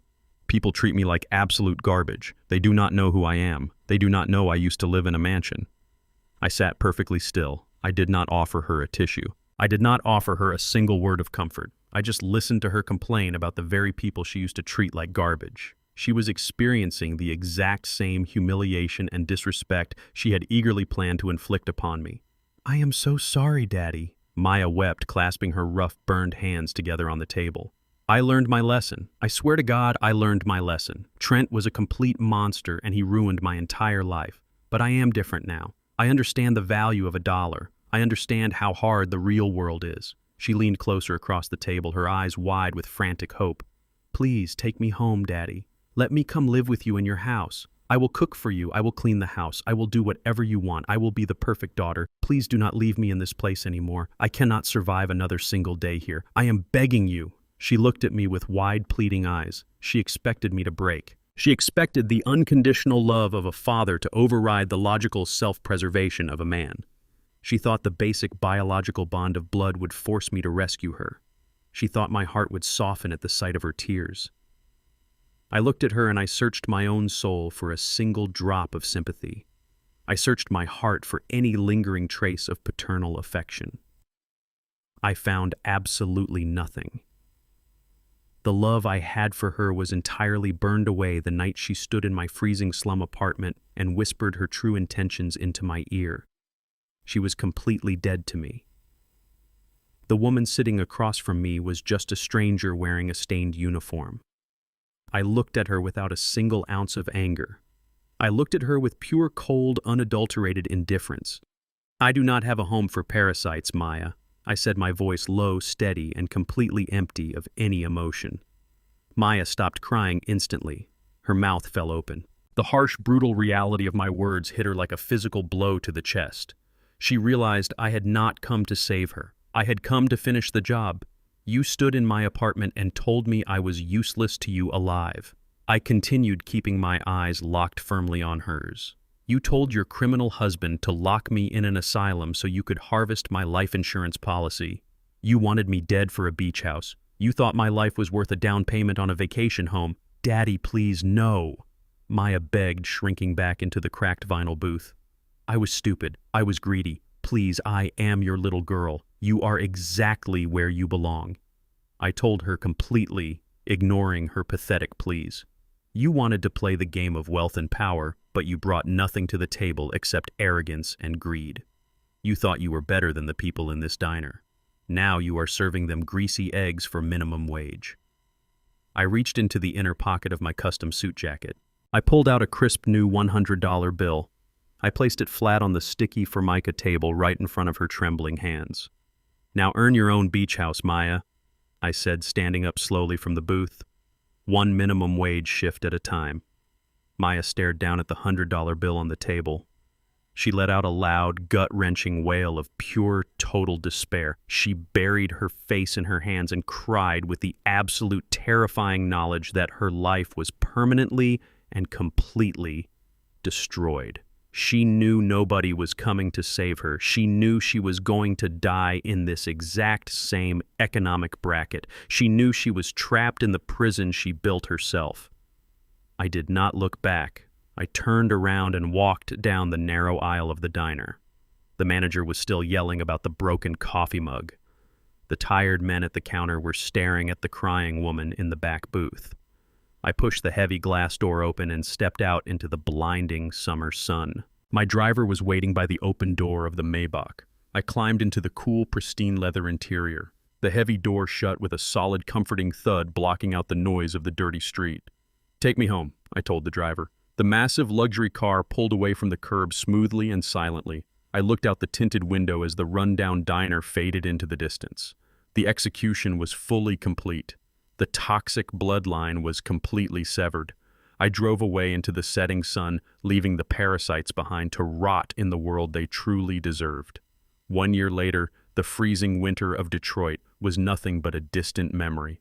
I stood in the warm, bright morning sun, looking up at a massive, brand-new building in the center of the city.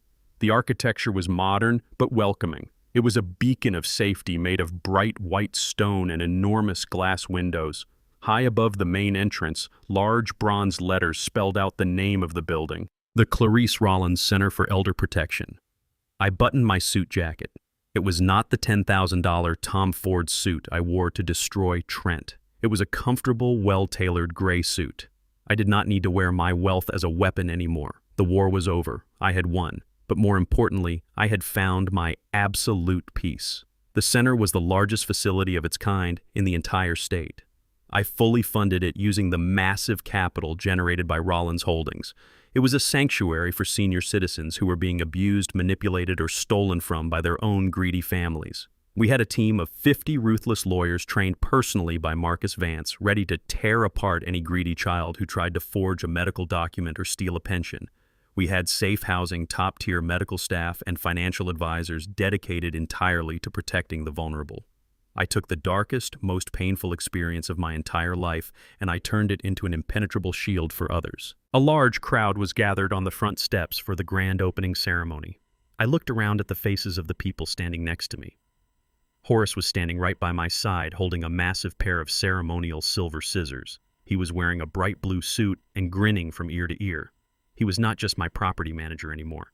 He was the chief operations director of the new center. He was my brother in arms. Marcus Vance was standing near the front of the crowd. He caught my eye and offered a slow, deep nod of absolute respect. There were politicians, local leaders, and dozens of elderly citizens who had already been saved by our legal teams. This was my real family now. I realized that blood does not make a family. Blood just makes you related. Loyalty, respect, and unconditional care are what actually build a family. I did not need Maya. I did not need her fake aesthetic or her toxic presence. I had cut the diseased branch off my family tree, and the tree had grown back twice as strong. Horace handed me the heavy silver scissors. The crowd fell completely silent. I looked up at the bronze letters spelling out my late wife's name. I felt a deep, powerful warmth spreading through my chest. I cut the thick red ribbon. The crowd erupted into massive cheering and loud applause. The doors of the center were officially open. After the ceremony, I walked away from the noise and the celebration. I went up to my new private office on the top floor of the building. The room was quiet and peaceful. The morning sunlight poured through the large windows, warming the polished oak floor. I walked over to my desk and sat down in the heavy leather chair. I reached into my pocket and pulled out a small, worn photograph. It was a picture of Clarice taken 30 years ago. She was smiling brightly, wearing a simple yellow dress, standing in front of the very first rental property we ever bought together. Her eyes were full of hope and absolute determination. I looked at her beautiful face and I smiled. The deep, heavy ache that had lived in my chest since the day she died was finally gone. I did it, Clarice. I whispered to the empty, quiet room. I protected everything we built. I did not let them tear down our legacy. I did not let the greed consume what we created with our own two bare hands. I placed the photograph carefully on the corner of my desk where the sunlight hit it perfectly. I leaned back in my chair and looked out the window at the sprawling city below. I had survived the ultimate betrayal. I had walked through the fire of my own daughter's hatred, and I had come out completely unburned. I was 73 years old, and I was just getting started. I had built a real estate empire to protect my family. Now I was using that empire to protect the world. Family is often considered a bond of blood, but true family is forged in the fires of respect, loyalty, and empathy. Greed has a terrifying way of unmasking the monsters hiding behind the faces of those we love the most. When you underestimate the quiet resilience of the elderly, mistaking their silence for weakness and their age for vulnerability, you dig your own grave. Wealth cannot buy class, and arrogance is always the prelude to a devastating fall. Never mistake kindness for stupidity. Sometimes the most profound act of self-love is letting toxic bloodlines sever themselves. Did you like my story? Let me know which city you are listening from in the comments below. If you enjoyed this story, please support me by leaving a super thanks so I can keep bringing you more stories like this one. Do not forget to hit the like button and subscribe to the channel for more life lessons. See you in the next story with love and respect.